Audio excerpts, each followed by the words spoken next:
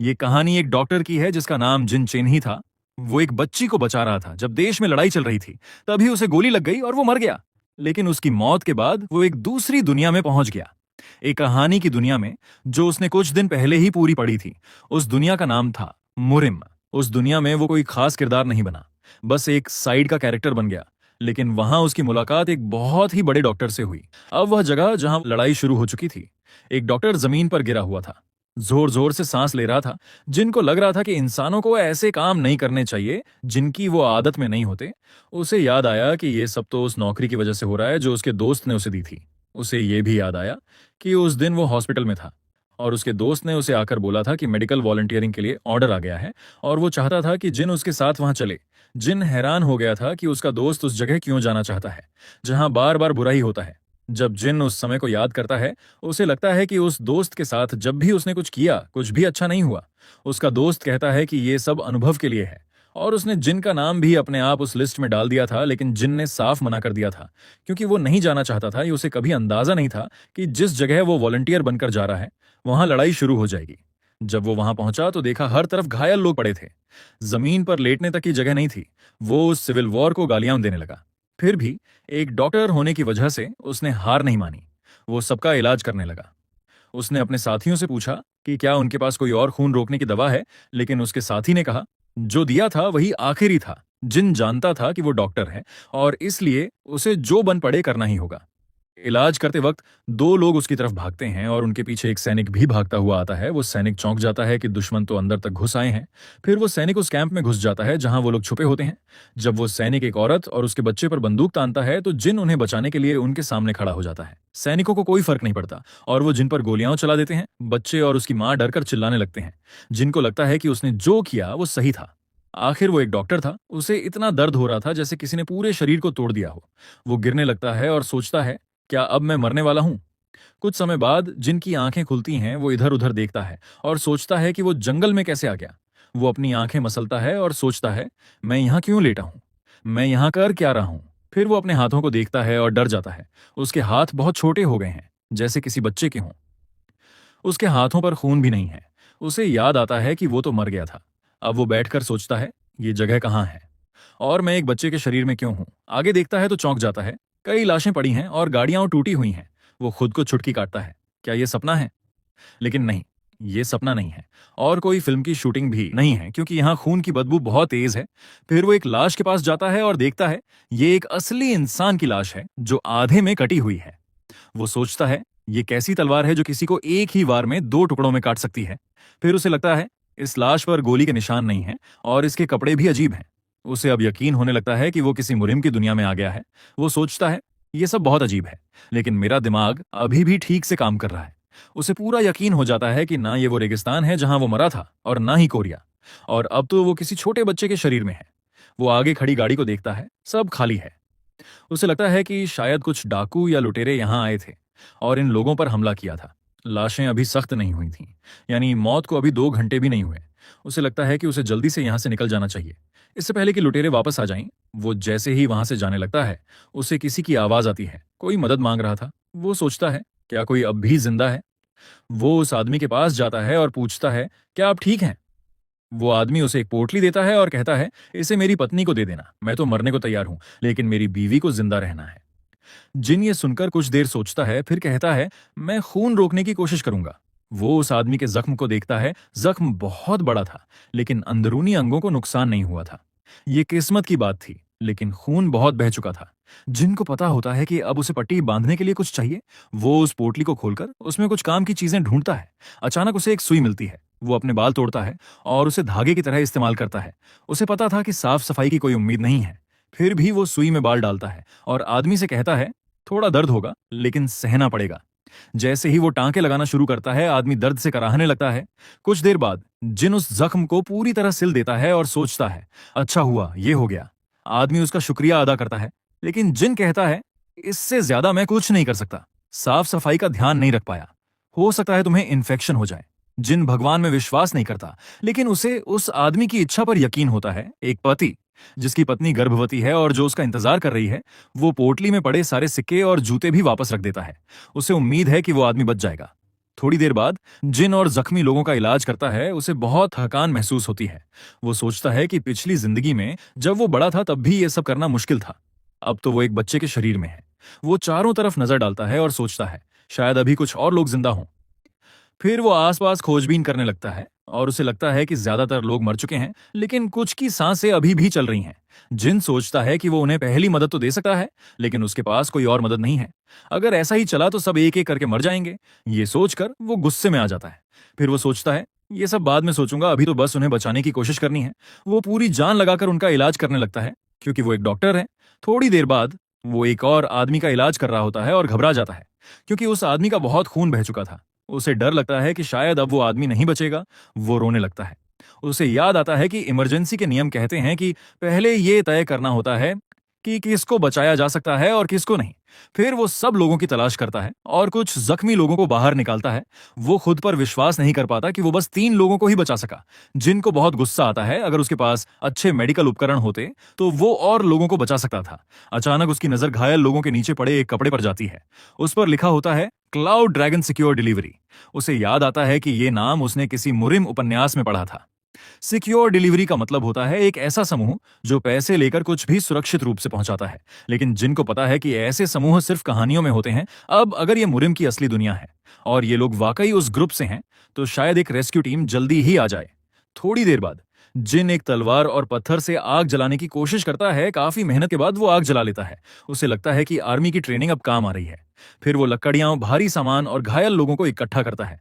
उसे लगता है कि इतने छोटे शरीर से ये सब करना बहुत मुश्किल है, लेकिन फिर भी वो खुश होता है कि उसने आखिरकार एक छोटा सा कैंप बना ही लिया। अब वो जमीन पर लेट जाता है और बाहर देखने लगता है। वो सोचता है कि शायद रेस्क्यू टीम आ जाए, लेकिन फिर उसे लगता है कि इससे पहले कि कोई खतरा हो, उसे पहाड़ से नीचे उतर जाना चाहिए। वो घायलों की तरफ देखता है और खुद से कहता है, मैं डॉक्टर हूं। पहले जिन डॉक्टर इसलिए बना था क्योंकि वो पैसे कमाना चाहता था। एक अनाथ के लिए डॉक्टर बनना एक बड़ी सफलता थी, जैसे कोई मेडल या सम्मान हो। लेकिन अब वो सोचता है, मैंने वॉलंटियर का काम किया, फिर सिविल वॉर में फंस गया, किसी अनजान बच्चे को बचाते बचाते मारा गया। क्या मैंने सही किया? इन्हीं ख्यालों में डूबा होता है कि अचानक उसे बाहर से कुछ आवाजें सुनाई देती हैं। वो सोचता है कहीं ये भेड़िए तो नहीं। उसे डर लगता है, क्योंकि मुरिम की इस दुनिया में ऐसा हो सकता है। अगर यहाँ लुटेरे हो सकते हैं तो जानवर भी हो सकते हैं। उसकी नजर क्लाउड ड्रैगन डिलीवरी वालों के कपड़ों पर पड़ती है और वो चाहता है कि वो लोग जल्दी आ जाएं। फिर अचानक उसे याद आता है क्लाउड ड्रैगन डिलीवरी नाम उसे सुप्रीम डेमन किंग नाम की किताब में पढ़ा था। फिर उसे फिर से कुछ आवाजें सुनाई देती हैं। वो तलवार हाथ में लेकर बाहर जाता है। सोचता है ये रेस्क्यू टीम है या डाकू। थोड़ी देर बाद उसे कई झंडे दिखाई देते हैं जिन पर क्लाउड ड्रैगन सिक्योर डिलीवरी लिखा होता है। उसे बहुत राहत मिलती है। अब वो और उसके मरीज दोनों सुरक्षित हैं। कुछ समय बाद वहां कुछ गाड़ियां पहुंचती हैं और जिन उन्हें देखकर हैरान रह जाता है। वो गाड़ियां किसी दवा की अलमारी जैसी दिखती थीं, बहुत अनोखी। उसे लगता है कि उसने कहीं इसके बारे में पढ़ा है। फिर उसे याद आता है ये तो वही गाड़ी है जो सुप्रीम डेमन किंग नाम की कहानी में गॉडली डॉक्टर बैकरेन की दवाओं वाली गाड़ी थी। उसे अपना अतीत याद आता है, जब उसका एक जूनियर उससे पूछ रहा था कि क्या वो फिर से मुरिम की किताबें पढ़ रहा है।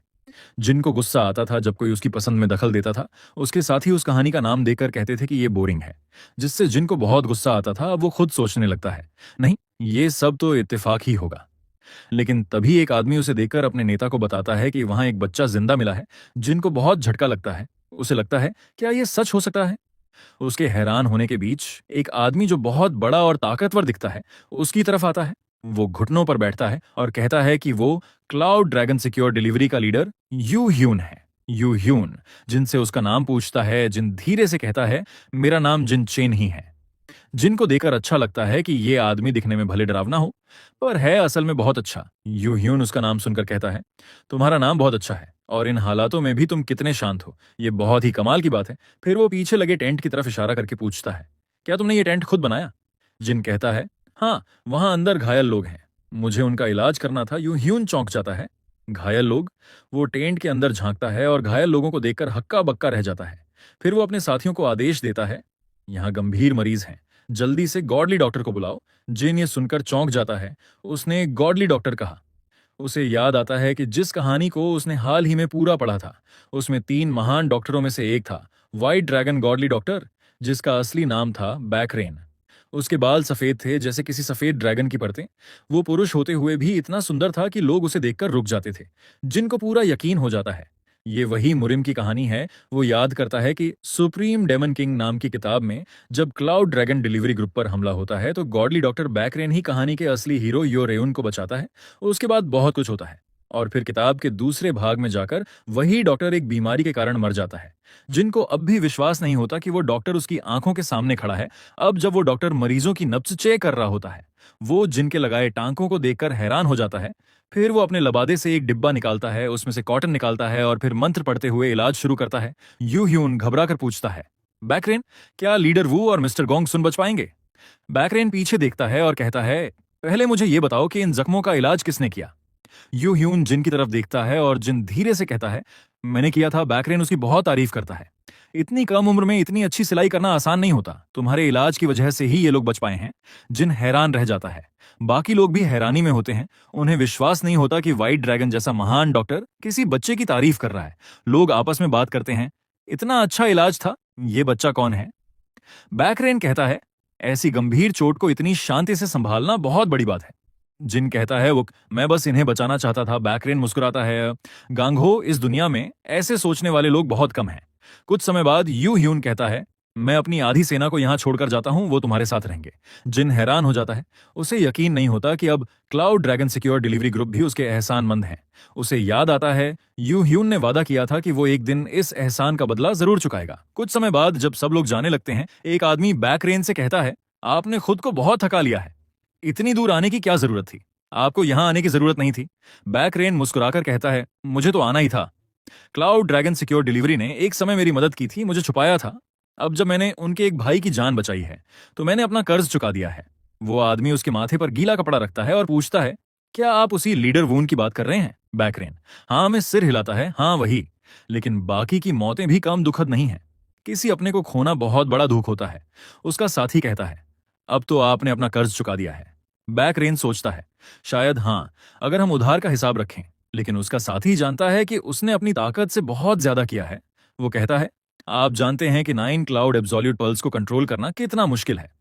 बैकरेन जानता है कि उसकी उम्र ज्यादा नहीं बची है और वो खुद सोचता है, मैं 40 साल से ऊपर कैसे जिंदा हूं? मुझे तो बहुत पहले मर जाना चाहिए था। यू ह्यून को उसकी बात सुनकर चिंता होती है और वो कहता है, ऐसी बातें मत कहिए। बैकरेन मुस्कुराकर कहता है, मैं एक शिष्य बनाना चाहता हूं। मुझे पता है मेरी उम्र ज्यादा नहीं बची है, लेकिन वो बच्चा इसके लायक है। यू ह्यून गुस्सा करता है, आपको पता है कि ये आपको और जल्दी मार सकता है, फिर भी आप जिद कर रहे हैं। बैकरेन कहता है, हाँ, पर वो बच्चा सच में खास है। यू ह्यून जानता है कि बैकरेन की जिद के आगे कोई नहीं जीत सकता, तो वो हार मान लेता है। दूसरी तरफ जिन बेहोश पड़ा होता है, उसे एक जानी पहचानी खुशबू आती है, जैसे बचपन में बाजार जाते समय आती थी। उसकी आंखें खुलती हैं और वो खुद को किसी अजीब सी जगह में पाता है। तभी बैकरेन आता है और कहता है, थोड़ा और आराम करो। जिन चौंक जाता है, सब लोग उसे बहुत ध्यान से देख रहे थे। फिर वो उस बच्चे को देखता है जिसका उसने इलाज किया था उसे। बाकी दो घायलों की चिंता होती है और वो पूछना चाहता है कि वो कहाँ है। बैकरेन कहता है, ये क्लाउड ड्रैगन सिक्योर डिलीवरी का बेस है। वो आगे बताता है कि तुम पूरी यात्रा में बेहोश ही थे, इसलिए हमने तुम्हें कुछ नहीं कहा। जिन उसे नजदीक से देखता है और सोचता है, ये तो किसी सेलिब्रिटी जैसा दिखता है और ये मुझसे इतने अच्छे से बात कर रहा है। उसे अजीब लगता है कि इतना बड़ा डॉक्टर उससे इतनी इज्जत से बात कर रहा है। बैकरेन कहता है, अगर तुमने उस समय तुरंत इलाज न किया होता तो सबकी जान चली जाती। तुम्हारा इलाज ही उनकी जिंदगी की सबसे बड़ी उम्मीद थी। जिनको बहुत राहत मिलती है जब वो सुनता है कि सब लोग अब ठीक हैं। बैकरेन बताता है, अब कोई बड़ी दिक्कत नहीं है। क्लाउड ड्रैगन और नोबल क्लान दोनों तुम्हारे एहसानमंद हैं। जिनको ये सुनकर और भी ज्यादा झटका लगता है। Nobel clan? बैकरेन पूछता है, क्या तुम्हें याद है जिन लोगों को तुमने बचाया उनमें एक लड़की थी जिसकी कमर पर तलवार बंधी थी? जिन हाँ में जवाब देता है। बैकरेन बताता है, वो लड़की नोबल क्लान की बेटी है और क्लाउड ड्रैगन सिक्योर डिलीवरी के साथ ट्रेनिंग कर रही थी। अगर तुम नहीं होते तो वो मर चुकी होती। जिनको याद आता है कि नोबल क्लान उसी कहानी में एक बहुत बड़ा परिवार था जो बाद में कहानी में आता है। वो सोचता है, क्या वो लड़की उस बड़े परिवार के मुखिया की बेटी थी? पर फिर वो खुद से कहता है, जो भी हो, मैंने उसे इसलिए बचाया क्योंकि वो जरूरतमंद थी। जिन उठने की कोशिश करता है और बैकरेन से कहता है, ये सब तो मेरा फर्ज था। लेकिन जैसे ही वो खड़ा होता है, उसे चक्कर आता है और गिरने ही वाला होता है। तभी यू ह्यून उसे पकड़ लेता है। जिन उसे देखकर चौंक जाता है। उसे लगता है कि ये वही जनरल यू ह्यून है जो व्हाइट ड्रैगन गॉडली डॉक्टर की सेवा में रहता था। वो सोचता है, मुझे पक्का यकीन है उसकी आंखें और उसका व्यवहार वही है। जिन कहता है, मैंने बस जितना कर सका किया। वहां खड़े सब लोग हैरान हो जाते हैं। सब सोचते हैं कि एक बच्चा इतनी गहरी बातें कैसे कर सकता है। बैकरेन एक डिब्बा निकालकर उसे देता है और कहता है, ये अंदर लेने वाली दवा है। नोबल क्लान ने ये तुम्हारे लिए भेजी है, शुक्रिया अदा करने के लिए। सब लोग हैरान रह जाते हैं। वो दवा 100 साल पुराने चीड़ के पेड़ की जड़ से बनी होती है और बहुत कीमती होती है। जिन उस दवा को देखकर सोचता है, ये तो बहुत कीमती चीज लग रही है। सब इतने चौंक क्यों गए हैं? उसे समझ नहीं आता कि ये दवा क्या है और उसे ये भी नहीं बताया जा रहा। उसे लगता है, अगर ये लोग इसका नाम ही बता देते तो शायद मैं अंदाजा लगा पाता कि ये क्या चीज है। तभी बैकरेन कहता है, ये दवा अंदरूनी चोटों के लिए बहुत अच्छी है। इससे सिरदर्द भी ठीक हो जाएगा। तुमने जबरदस्ती अपने शरीर से बहुत काम लिया है, इसलिए इसे जल्दी से ले लेना चाहिए। जिन सोचता है, अगर ये अंदर की चोटों के लिए है तो शायद ये किसी तरह का एलिक्सिर यानी बहुत असरदार दवा है। फिर वो सोचता है, ठीक है, डॉक्टर ने कहा है तो मरीज को सुनना चाहिए। वो दवा ले लेता है, उसे घूरता है, फिर निगल लेता है और दोबारा सो जाता है। कुछ समय बाद यू ह्यून बैकरेन से पूछता है, क्या आप वाकई उस बच्चे को अपना शिष्य बनाना चाहते हैं? बैकरेन सिर हिलाकर हाँ करता है। यू ह्यून कहता है, मुझे लगता नहीं कि कोई भी इंसान आपके जैसा गुरु बनने का मौका छोड़ना चाहेगा, लेकिन फिर भी मुझे चिंता है। बैकरेन मुस्कुराकर कहता है, मुझे भी डर है कि शायद ये बच्चा मना कर दे। यू ह्यून हैरान हो जाता है, क्या मतलब? बैकरेन एक सुई उठाता है और कहता है, थोड़ा मेहनत वाला तरीका अपनाना होगा, तभी उसका मन बदलेगा। यू ह्यून डर जाता है। उसे लगता है कि बैकरेन कुछ बहुत बड़ा कदम उठाने वाला है, लेकिन वो जानता है कि अब कुछ कहने का कोई फायदा नहीं। फिर बैकरेन धीरे से जिन की तरफ बढ़ता है, सुई को उसके माथे के पास लाता है और कोई मंत्र पढ़ने लगता है। यू ह्यून ये सब देखकर सोचता है, मुझे नहीं पता कि मुझे उसके लिए दुख महसूस करना चाहिए या जलन, क्योंकि अब उसका जीवन आसान नहीं रहेगा। दूसरी ओर जिनको एक अजीब सा सपना आता है जिसमें वो तितली है और उसे एक पागल आदमी ने उसे पकड़ लिया है और सुइयों से उसकी देह में छेद कर दिए हैं। इस बात ने उसे परेशान कर दिया और वह चाहता था कि कोई उसे बचा ले। वह बार बार किसी से कह रहा था कि उसे बचा लो। वह बस चाहता था कि यह सब खत्म हो जाए। कुछ समय बाद नायक को होश आया और उसने देखा कि वही छत है जो उसने नींद में जाने से पहले देखी थी। उसने अपनी आंखें खोली और एक अजीब सी बदबू महसूस की। सोचने लगा कि यह क्या है, जैसे कुछ सड़ रहा हो, और वह बदबू इतनी घिनौनी थी कि उसे बयान नहीं किया जा सकता। जब वह उठकर बैठा तो उसने देखा कि वह पूरी तरह से नग्न है और सोचने लगा कि यह सब क्या हो रहा है। नायक की चिल्लाहट सुनकर बेकरेन वहां आ पहुंचा और उसने पूछा, तुम उठ गए? जिन उसे देखकर चौंक जाता है, क्या ये पूरी रात मेरी देखभाल कर रहा था? उसे लगता है कि ऐसे काम तो आमतौर पर नौकर करते हैं। बैकरेन जैसा महान डॉक्टर खुद ऐसा क्यों करेगा? बैकरेन मुस्कुराता है और कहता है, तुम्हारे शरीर में ज्यादा गंदगी जमा नहीं थी, ये अच्छा है। जिनको अपनी पीठ पर कुछ चिपचिपा सा महसूस होता है, जैसे सूखे रबर का कोई टुकड़ा चिपका हो। बैकरेन पूछता है, तुम ठीक हो, कोई तकलीफ तो नहीं है? जिन सोचता है, शायद ये बदबू उसी चिपचिपी चीज की है, लेकिन मेरा शरीर तो बहुत हल्का लग रहा है। फिर वो बैकरेन से कहता है, आप मुझसे आराम से बात करिए, इतनी इज्जत से मत बोलिए, अजीब लगता है। वो बैकरेन को देखकर सोचता है, शायद इसी को लोग असली सुंदरता कहते हैं। बैकरेन हंसता है और कहता है, ठीक है, अब से मैं आराम से बोलूंगा। जिन खुश हो जाता है और कहता है, इससे मुझे अच्छा लगेगा। बैकरेन जब उसकी पीठ पर हाथ रखता है तो जिन पूछता है, ये मड्डी का क्या होता है? मुझे लगा था कि मैं अंदर की चोटों के इलाज के लिए यहाँ हूँ, बैकरेन समझाता है। जब मैं तुम्हारा इलाज कर ही रहा था तो साथ में हड्डी सुधारने की प्रक्रिया भी कर दी, क्योंकि मार्शल आर्ट्स सीखने से पहले ये करना जरूरी है। जिन ये सुनकर चौंक जाता है। उसे याद आता है कि मुरिम की कहानियों में बोन रिस्ट्रक्चरिंग यानी हड्डियां और शरीर को अंदर से शुद्ध करना एक बहुत ऊंचा इलाज होता है। इस प्रक्रिया से शरीर की सारी गंदगी, जहर और कमजोरी बाहर निकल जाती है। जिन खुश हो जाता, तो अब मेरा शरीर पूरी तरह साफ हो गया है। लेकिन फिर उसे याद आता है, बैकरेन ने कहा था कि अब वो उसे मार्शल आर्ट्स सिखाएगा। क्या मतलब? मुझे मार्शल आर्ट्स भी सिखाएंगे? तभी बैकरेन कहता है, अब तुम्हें साफ सफाई करनी चाहिए। फिर वो यू ह्यून को बुलाता है जो जिन को कपड़ा उड़ा देता है। जिन सोचता है, अगर ये बोन रिस्ट्रक्चरिंग बैकरेन जैसा महान डॉक्टर कर रहा है तो ये आम इलाज जैसा नहीं होगा। आखिर वो ये सब मेरे लिए क्यों कर रहा है? कुछ समय बाद जिन एक बड़े से गर्म पानी के तालाब में नहा रहा होता है। ये तालाब cloud dragon secure delivery group के बेस में था। बहुत आलीशान जगह थी, एकदम किसी राजा का घर लगे। जब बैकरेन ने कहा कि जिन इस ग्रुप का रक्षक बन गया है तो सबने उसे अपनी सबसे अच्छी सुविधा दी। यही स्नान घर भी उसी में से एक था। नहाने के बाद जिनको सिर में थोड़ा दर्द होने लगता है। जब भी वो ये सोचने की कोशिश करता है कि वो कौन है, कहां से आया है, उसके माँ बाप कौन है, या क्या वो कभी किसी ग्रुप से जुड़ा रहा है, तो उसका सिर तेजी से दुखने लगता है। वो सोचता है, शायद मेरी याददाश्त चली गई है। अगर मैं ऐसे ही अनजान बना रहूं तो कोई मुझसे सवाल नहीं करेगा। थोड़ी देर बाद जब यू ह्यून बाहर जा रहा होता है तो वो जिन से कहता है, अगर तुम्हें कुछ चाहिए तो मुझे बुला लेना। जिन को लगता है ये नौकर कुछ ज्यादा ही सख्त है, लेकिन वो ठीक ही कर रहा है, क्योंकि अचानक एक अजनबी बच्चा आ जाता है और उसे व्हाइट ड्रैगन गॉडली डॉक्टर खुद इलाज करता है। कोई भी संदेह करेगा। वो पानी में दुबक कर सोचता है, अब मेरा शरीर तो एक बच्चे का है, पर दिमाग अभी भी बड़ा है। पिछली जिंदगी में मैं किसी को बचाते हुए मरा था और अब किसी को बचाकर जिंदा हूं। वो सोचता है, अगर उस दिन मुझे कोई और मिल गया होता, जैसे डाकू या भेड़िए, तो मैं मर गया होता। उसके पुराने जीवन की यादें एक एक करके उसके जहन में लौट रही थीं। वो एक ऐसा जीवन था जिसमें कोई परिवार नहीं था, न रिश्तेदार, न कोई प्यार करने वाला, लेकिन फिर भी उसने पूरी ताकत से वो जिंदगी जी।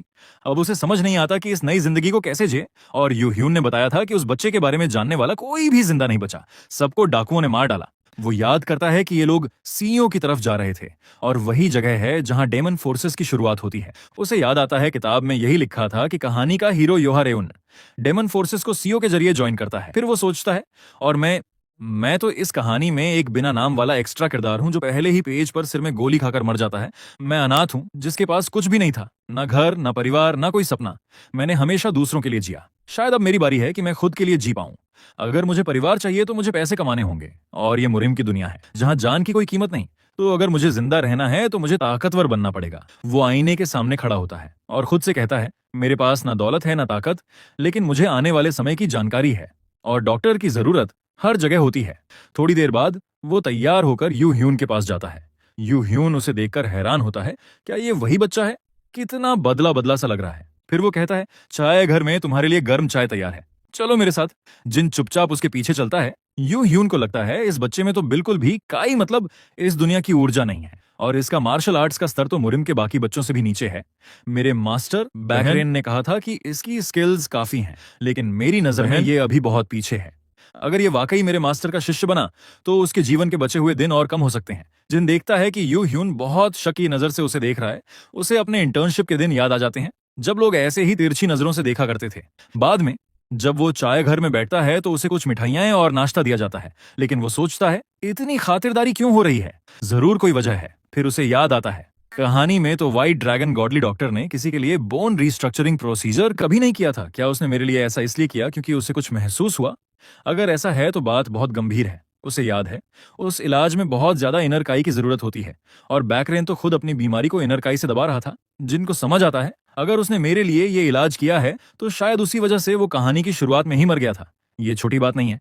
किसी और के लिए खुद को कुर्बान करना बहुत बड़ा कदम होता है। वो सोचता है, मुझे इस डॉक्टर को बचाना है। मुझे सब कुछ याद है, कहानी भी और आधुनिक मेडिकल साइंस भी। शायद मैं कोई रास्ता निकाल सकूं। लेकिन तभी उसकी नजर उस मिठाई पर जाती है। उसे शक होता है, ये बिस्किट, क्या ये काई डिस्पर्सिंग पॉइजन तो नहीं?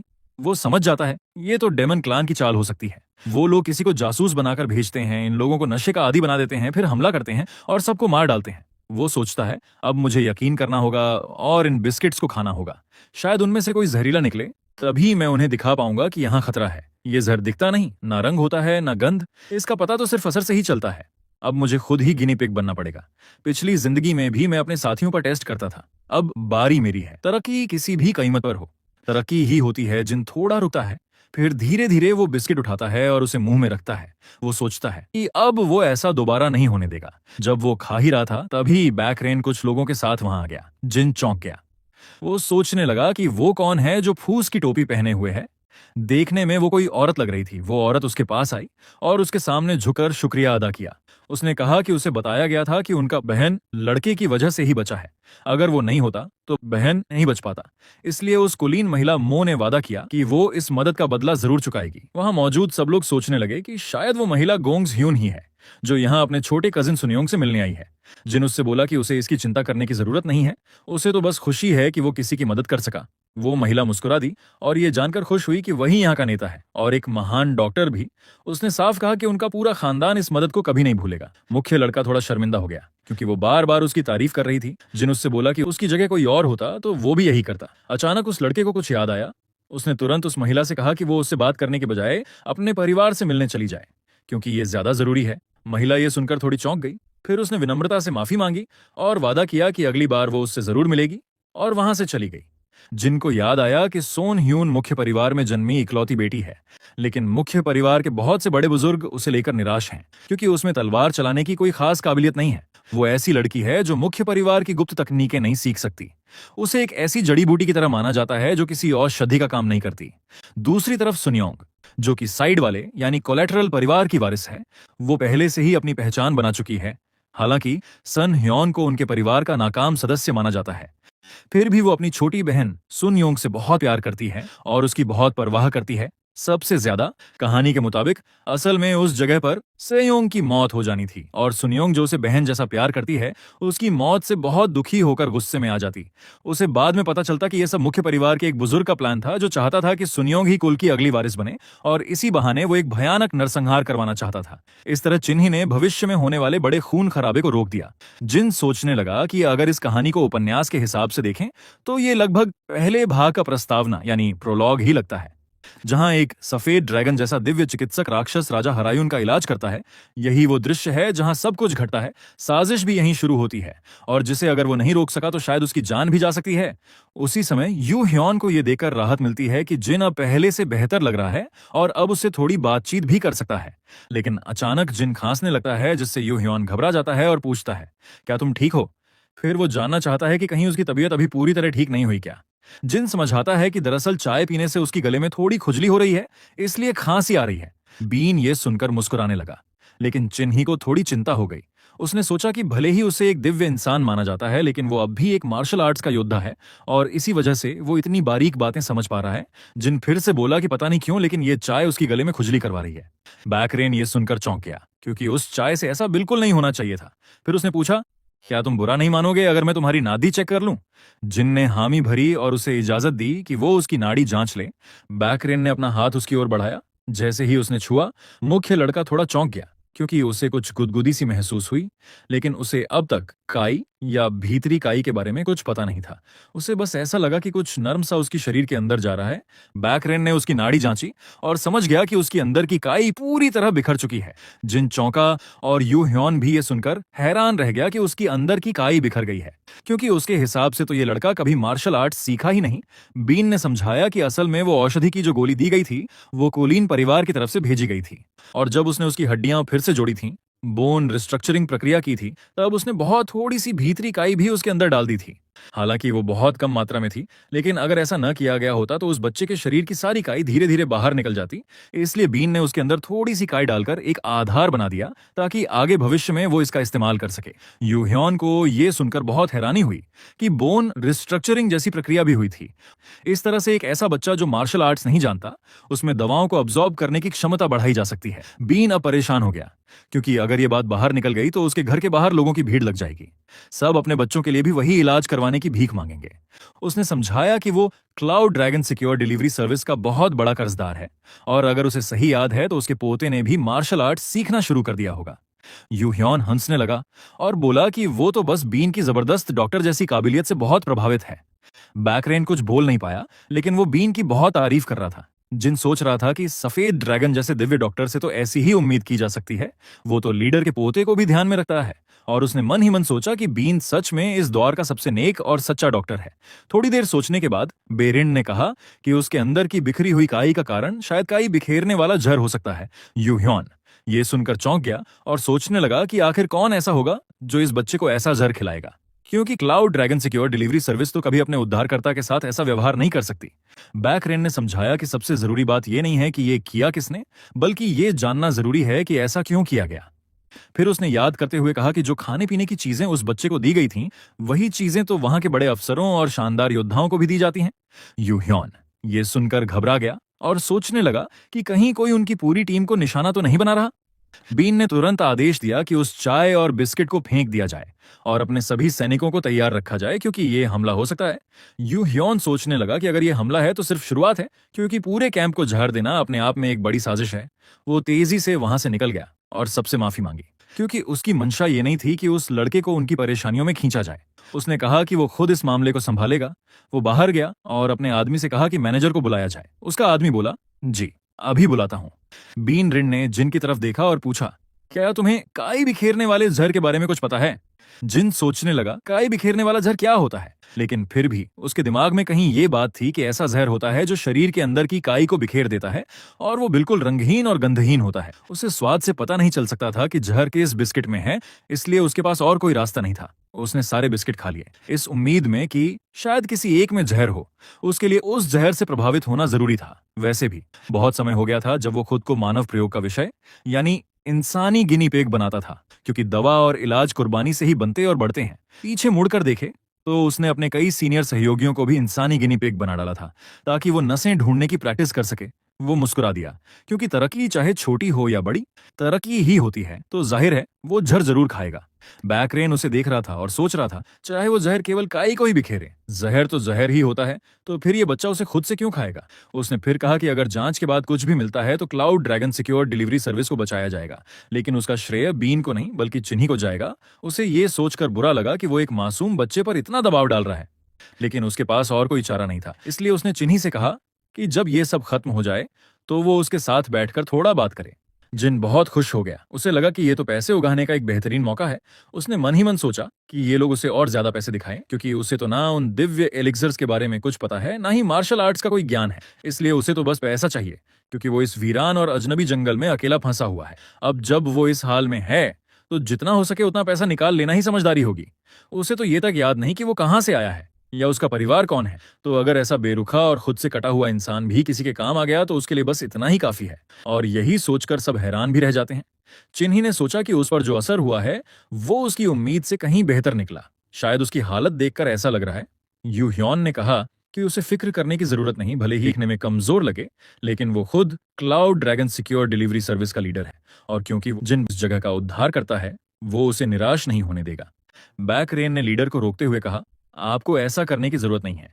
लीडर जानता था कि बीन तो इतनी दूर तक चला गया है कि उसने उस बच्चे पर हड्डी पुनर्निर्माण प्रक्रिया, बोन रिस्ट्रक्चरिंग प्रोसीजर तक कर डाली है, लेकिन फिर भी बेरिन ने मना कर दिया। और लीडर को समझ नहीं आया कि वो आखिर क्यों इनकार कर रहा है। रात को जब पूरी एजेंसी शांत थी और कोई भी उस जगह की निगरानी नहीं कर रहा था, तभी कुछ हत्यारे वहां आ पहुंचे। वो छत की ओर भागे और वहां से पूरे इलाके में फैल गए। लेकिन उन्हें ये बात अजीब लगी। ये जगह कुछ ज्यादा ही शांत लग रही थी। उन्हें शक हुआ कि शायद उनके जासूस ने काई बिखेरने वाला जहर देने के साथ साथ लोगों को नींद की गोलियां भी खिला दी होंगी। अचानक एक आदमी सामने आया और उसने बताया कि सारे एजेंट अपनी अपनी जगह पर हैं। वो हत्यारा एक ऐसी साउंड फ्रीक्वेंसी का इस्तेमाल करता है जिसे वे लोग नहीं पहचान सकते, जिन्हें काई का ज्ञान नहीं है। जब वे हमला करने के लिए दौड़े तो यू ह्योन ने अपने आदमी से कहा कि दुश्मन को नष्ट कर दो। हत्यारे अचानक होने वाले हमले से चौंक गए और सोचने लगे कि आखिर ये क्या हो रहा है। अचानक यू ह्योन लीडर के पीछे दौड़ा और उसकी गर्दन पर अपनी तलवार रख दी, जिससे हत्यारा घबराया और यह समझ नहीं पाया कि लीडर को उनका योजना कैसे पता चला। लीडर ने कहा कि उनके साथ दिव्य डॉक्टर, मतलब गॉडली डॉक्टर हैं, और उसे विश्वास नहीं हो रहा था कि हत्यारे ने सोचा कि उनके सामने उसे झड़ दिया जा सकेगा।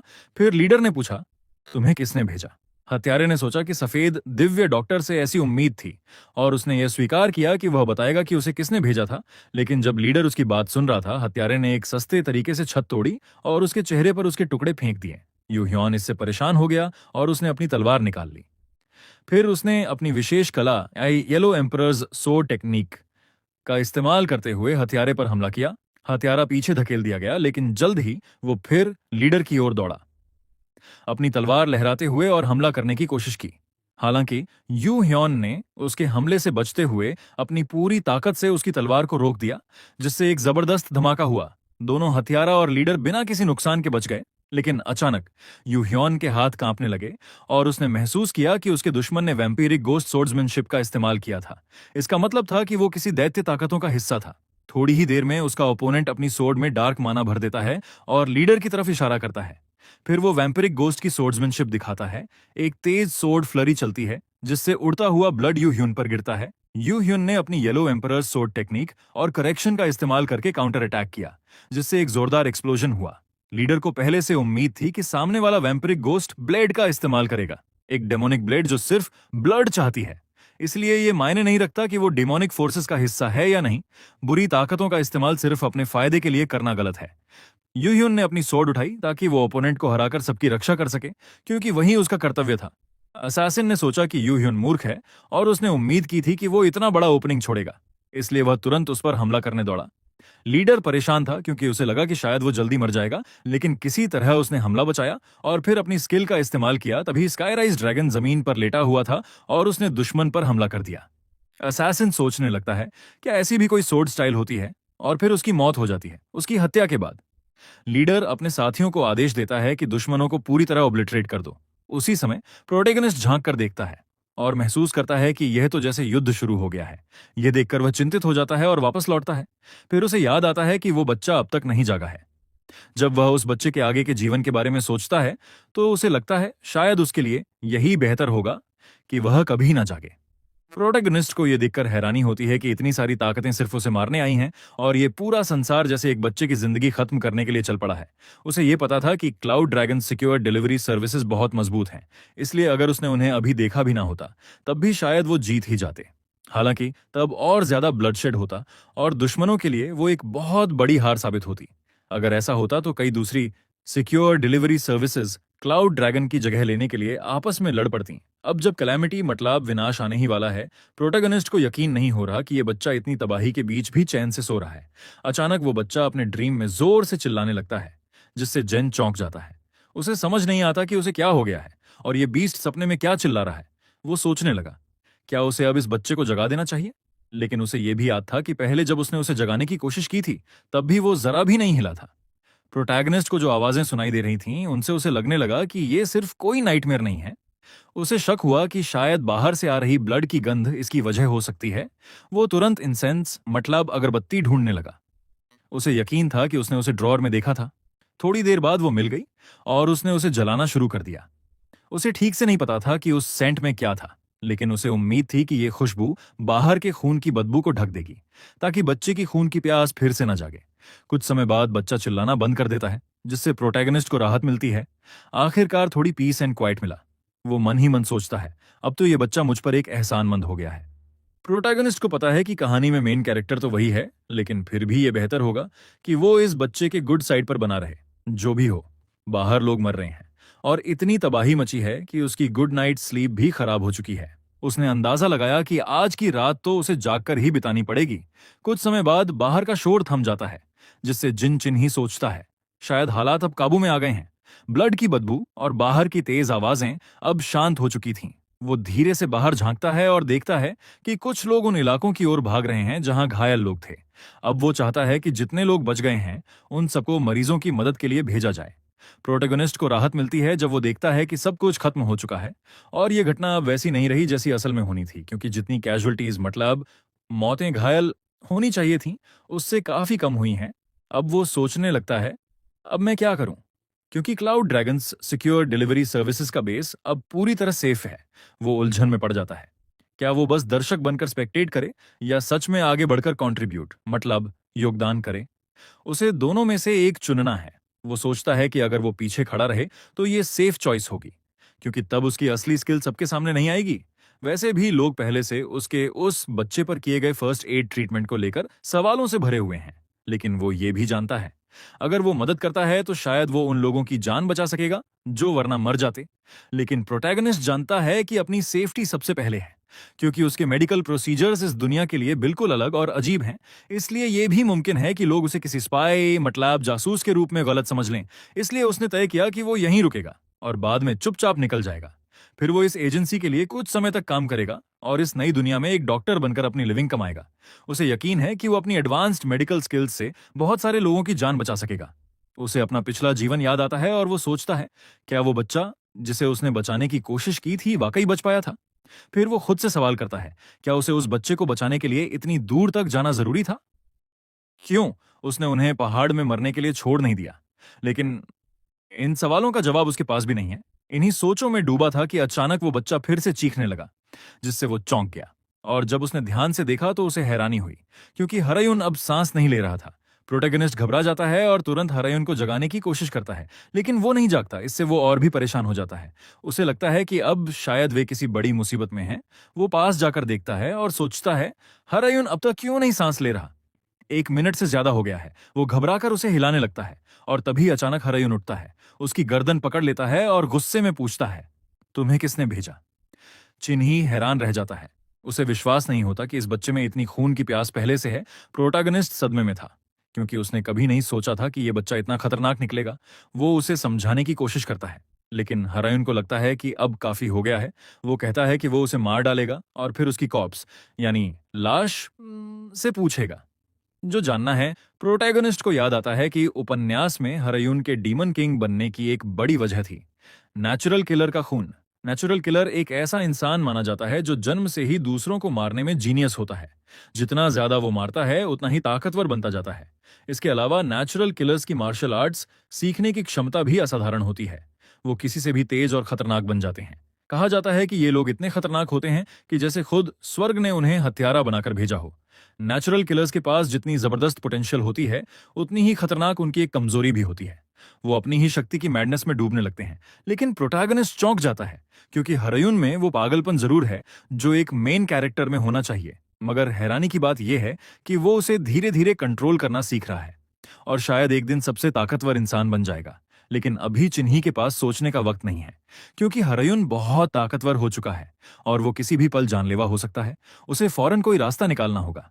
वो चारों तरफ नजर दौड़ाता है और एक कैंडल देखता है। फिर सोचता है कि शायद इसका इस्तेमाल किया जा सकता है। वो मोमबत्ती बेड पर फेंक देता है, जिससे आग लग जाती है। आग की लपटें देकर हरयून थोड़े शांत हो जाते हैं।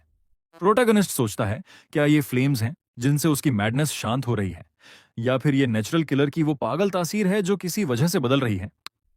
हरयून चौंक कर इधर उधर देखने लगता है, जैसे खुद से पूछ रहा हो कि वो कहाँ है, क्योंकि उसे याद है कि वो कैरावैन के साथ था। अब वो धीरे धीरे प्रोटैगनिस्ट की गर्दन से अपनी पकड़ ढीली करता है और प्रोटैगनिस्ट किसी तरह उससे आजाद होता है। उसकी सांस उखड़ी हुई है और उसे लग रहा है कि शायद उसकी मौत बस कुछ सेकंड दूर थी। मगर तभी वो आगे देखता है, हरयून फिर से उस पर झपटता है।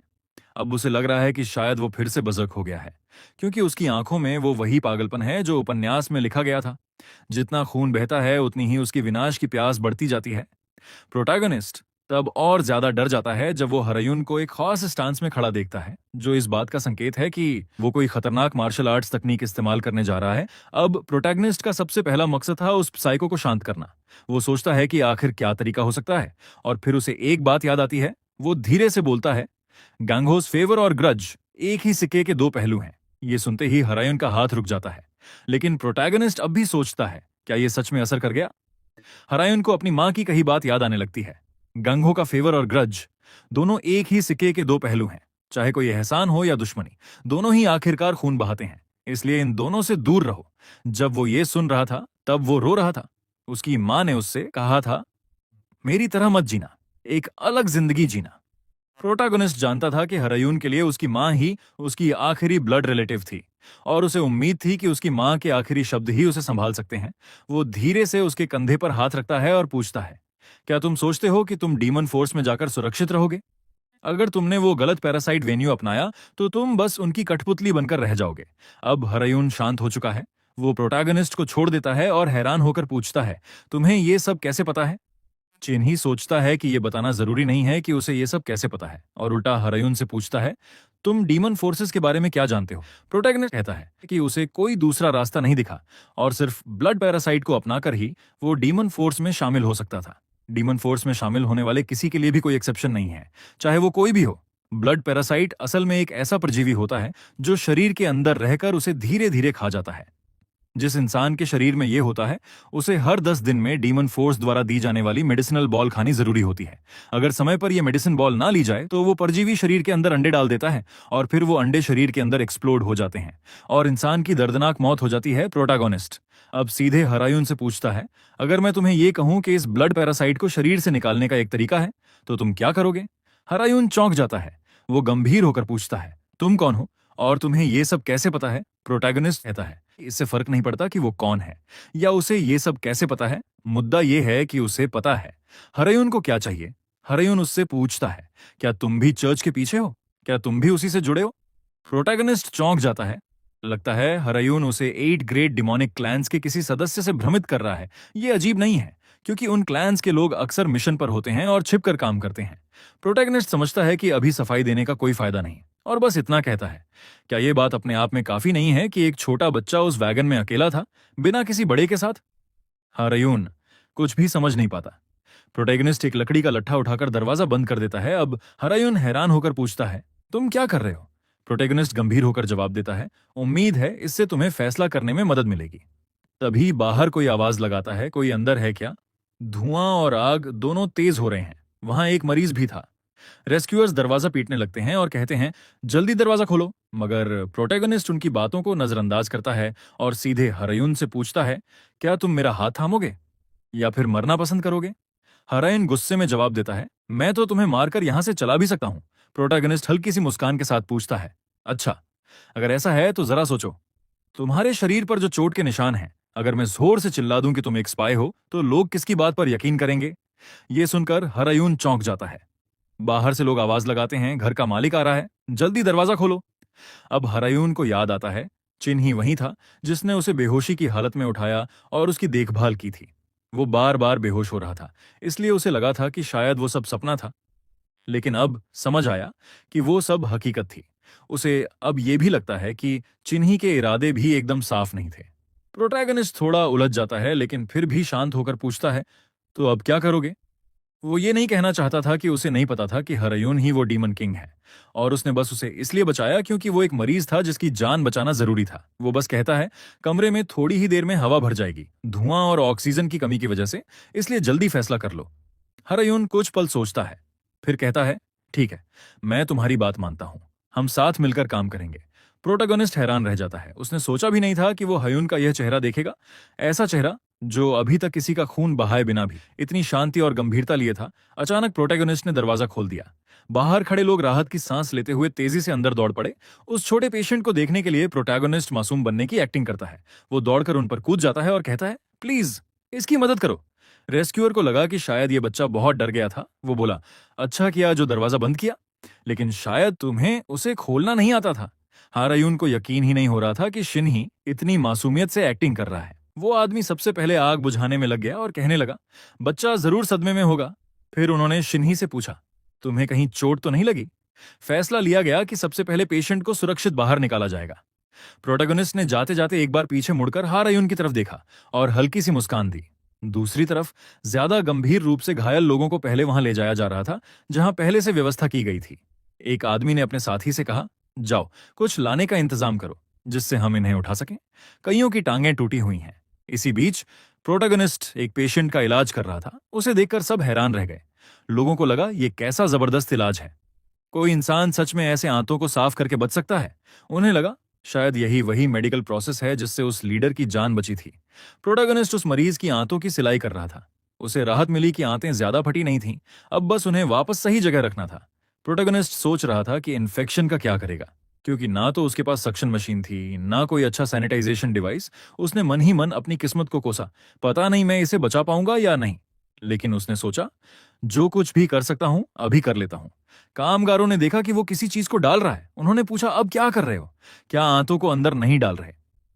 फिर उन्हें समझ आया कि वो एक कपड़ा अल्कोहल और मेडिसिन में भिगो रहा था। प्रोटैगनिस्ट को भरोसा था कि इससे वो पेट की अंदरूनी दीवारों पर फैला खून और झर साफ कर सकेगा, लेकिन साथ ही उसे पता था कि वो टॉक्सिन्स पूरी तरह से नहीं निकाल पाएगा। उसने फिर अपनी किस्मत को कोसा और सोचा, बस इतना ही कर सकता हूं और कुछ नहीं। आखिर में उसने वो भिगोया हुआ कपड़ा घायल हिस्से पर रखा और सोचा, काश इस दुनिया की थोड़ी सी क्यूआई इस्तेमाल कर पाता तो शायद मदद हो जाती। फिर उसने कोशिश की, जिससे आसपास के लोग हैरान हो गए। उसी समय एक आदमी ने बैकरिन को बताया, 35 लोग घायल हैं, जिनमें 12 की हालत गंभीर है। उनमें से 6 असाध्य माने जा रहे हैं। वो उस दिशा में हैं। लोग उधर देखने लगे और चौंक गए, क्योंकि उन्होंने देखा कि प्रोटैगनिस्ट उन्हीं में से एक पेशेंट के पास था। इधर प्रोटैगनिस्ट अगले मरीज को देखकर चिंतित हो गया, क्योंकि उसकी लंग्स फट गई थीं। अब उसे जरूरत थी एक स्कैल्पल जैसी चीज की, इसलिए वो तेजी से अपना टूल बॉक्स टटोलने लगा। आखिरकार उसे एक चाकू मिल गया। थोड़ा बड़ा था, लेकिन इसी से काम चलाना था। चारों ओर खड़े लोग हैरान थे। क्या वो सच में उसी डैगर से कुछ करने जा रहा है। प्रोटैगनिस्ट ने गुस्से में सबको डांटा, खड़े मत रहो, जल्दी से मरीज को पकड़ो। सबने तुरंत हामी भरी। फिर उसने आदेश दिया, जल्दी से उसे सोक करो। उसे याद आया कि गांग हो में एक बेहतरीन तरीका होता है जिसे कहते हैं प्रेशर ब्लॉटिंग। बस खून बहना रोकने से ऑपरेशन की सफलता की संभावना काफी बढ़ जाती है। वो यही करने की कोशिश कर रहा था, तभी एकदम से कोई उसके सामने प्रकट हुआ।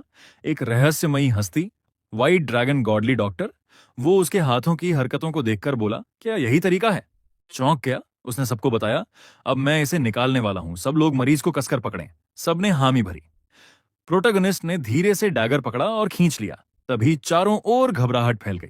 फेफड़ों से खून बहता जा रहा था, रुक ही नहीं रहा था। बैकरिन ने यह देखा और पूछा, क्या खून बहना ही असली समस्या है? फिर वो बोला, एक सेकंड, उसे रोको। उसने युओ को बुलाया, जो तुरंत वहां आ गया। प्रोटैगनिस्ट सोच में पड़ गया, इसे क्यों बुलाया गया? तभी युओ ने अपनी वॉइड कंट्रोल नामक स्किल का इस्तेमाल किया, जिससे खून को एक जगह इकट्ठा किया जाने लगा।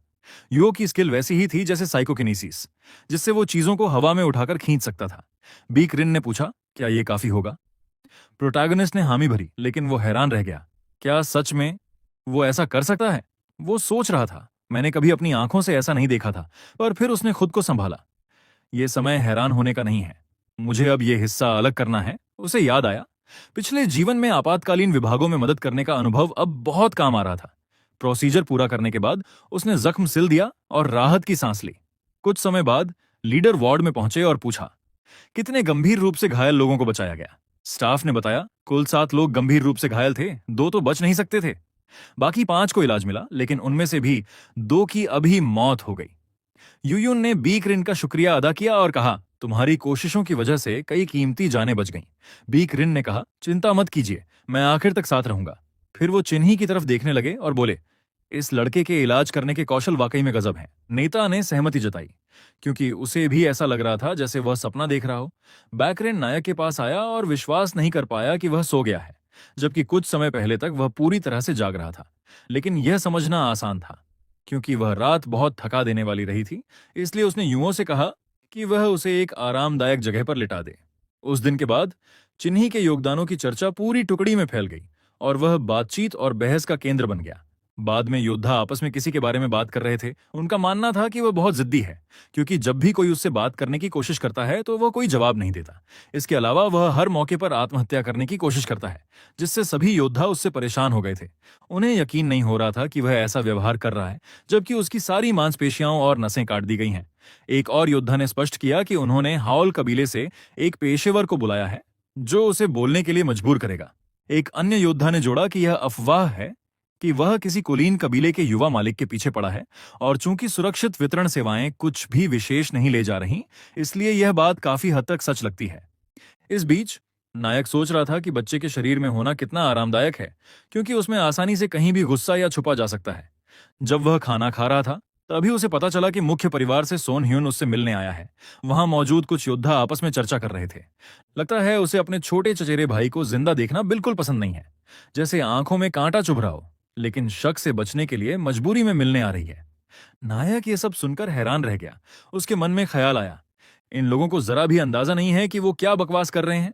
सन ह्युन तो अपने चचेरे भाई से सबसे ज्यादा प्यार करती थी, लेकिन अफवाहें वाकई में डरावनी होती हैं। फिर एक योद्धा ने पूछा, वैसे वो बच्चा ठीक तो है ना? ये सुनकर नायक सोच में पड़ गया। क्या ये लोग मेरे बारे में बात कर रहे हैं?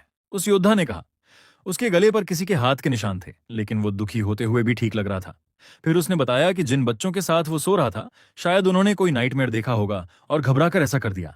एक और ने कहा, कभी नहीं सोचा था कि वो बच्चा चिन्ही के साथ ऐसा कुछ करेगा, जिसने उसके लिए और हमारे ग्रुप के लिए इतना कुछ किया है। अब सब सोच में पड़ गए, क्या ये हो सकता है कि चिन्ही जानबूझकर उस बच्चे को बचाने की कोशिश कर रहा हो? दूसरे ने कहा, पता लगाना मुश्किल है। चिन्ही अंदर से बहुत गहरे सोचने वाला है और दिल से बहुत नरम भी। नायक मन ही मन सोच रहा था, ये सब सोच रहे हैं कि मैं ही ग्रूम हूं। एक योद्धा ने कहा, हमारे नेता खुद बाहर गए हैं ऑइंटमेंट लाने के लिए, ताकि चिन्ही के गले पर जो निशान है वो ठीक हो सके। उसने आगे कहा, हालांकि पहले तो व्हाइट ड्रैगन गॉडली डॉक्टर ने ही इलाज किया था। उन्होंने कहा कि यह बच्चा किस्मत वाला है। ये सब सुनकर नायक चौंक गया। लोग तो यहां तक सोच रहे हैं कि शायद सन ह्युन ने अपने छोटे चचेरे भाई को मारने की साजिश की थी। उसके अंदर एक भारी बेचैनी उठी।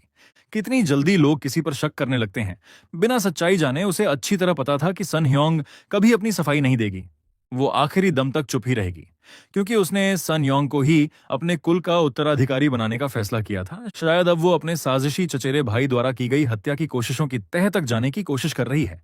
इसी बीच जब वो चुपचाप बैठा खाना खा रहा था, हरयुन दरवाजा खोलकर गुस्से में अंदर आया और बोला, मैं सोच रहा था कि तुम कहां चले गए, पर आखिरकार तुम्हें ढूंढ ही लिया। दोनों एक शांत जगह चले गए। वहां हरयुन ने सीधा सवाल किया, तुम मुझसे चाहते क्या हो? नायक ने बहुत ही ठंडे स्वर में जवाब दिया, मसला यह है कि मैं तुमसे कुछ भी नहीं चाहता। ये सुनकर हरयुन चौंक गया। चिन्ही ने पूरी बात साफ की। जब तुम मरने की हालत में थे, मैंने तुम्हारा इलाज किया। उस समय मैंने काई डिस्पर्सिंग पॉइजन तक इस्तेमाल किया ताकि आक्रमण का अंदाजा लगा सकूं।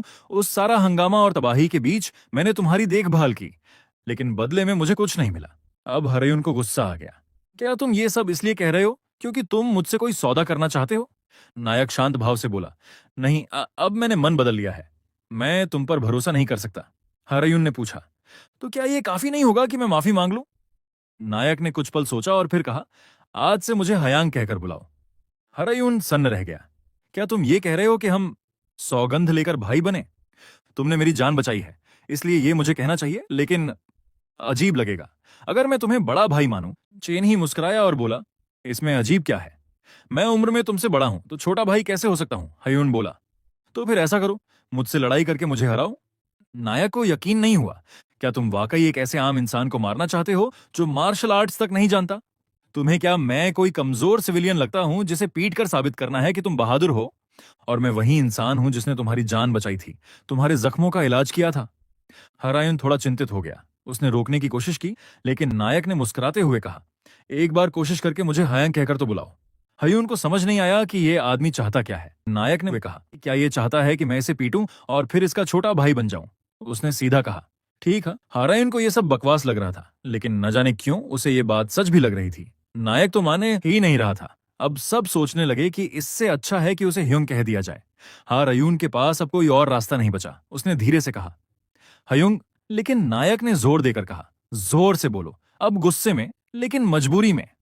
हारयून ने ऊंची आवाज में कहा, ह्युंग। नायक की खुशी का ठिकाना नहीं था। वाह, क्या प्यारा छोटा भाई है। तुम्हें यह बात पहले ही बोल देनी चाहिए थी। उसी समय सुन्योंग ने यह सब देख लिया। वो उनके पास आई और बोली, तुम दोनों यहां क्या कर रहे हो? नायक ने मुस्कुराकर उसे ग्रीट किया। वो बोली, कैसे हो सेवियर किड? ये सुनते ही नायक थोड़ा चिढ़ गया। अब ये मुझे सेवियर क्यों कह रही है? इसका मतलब क्या है? सन योंग ने बताया कि वह अपने कजिन के लिए फूल इकट्ठे कर रही थी और उसे पता था कि प्रोटैगनिस्ट एक डॉक्टर है, इसलिए शायद वह मेडिसिनल हर्ब्स के बारे में कुछ जानता हो। प्रोटैगनिस्ट ने साफ किया कि उसने उनके बारे में कुछ नहीं सीखा है, इसलिए वह अभी तक उन्हें नहीं जानता। फिर भी उसने उससे मदद मांगी और प्रोटैगनिस्ट ने उसकी मदद करने की हामी भर दी। इस तरह वह डीमन किंग हायुन का स्वॉन ब्रदर बन गया और सन ह्यून और सियोंग के साथ बहुत बात करने लगा। सियोंग वह दयालु इंसान था जिसके साथ रहने पर प्रोटैगनिस्ट को ऊर्जा महसूस होती थी।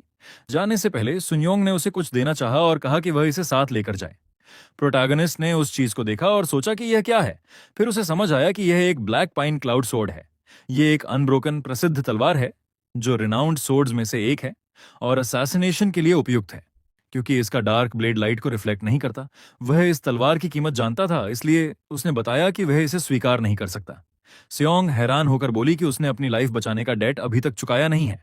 प्रोटैगनिस्ट ने स्पष्ट किया कि नोबल क्लैन ने पहले ही उसकी तरफ से यह कर दिया था, लेकिन उसने कहा कि वह केवल अपने परिवार की तरफ से रीइंबर्समेंट थी, खुद से नहीं। उसे पता था कि ब्लैक सोर्ड उसकी सोर्ड्समैनशिप के लिए सही नहीं है और वह इसे वैसे ही क्लैन को वापस कर देगी, इसलिए वह उसके लिए मदद कर रहा था, न कि तलवार का सही उपयोग कर रहा था।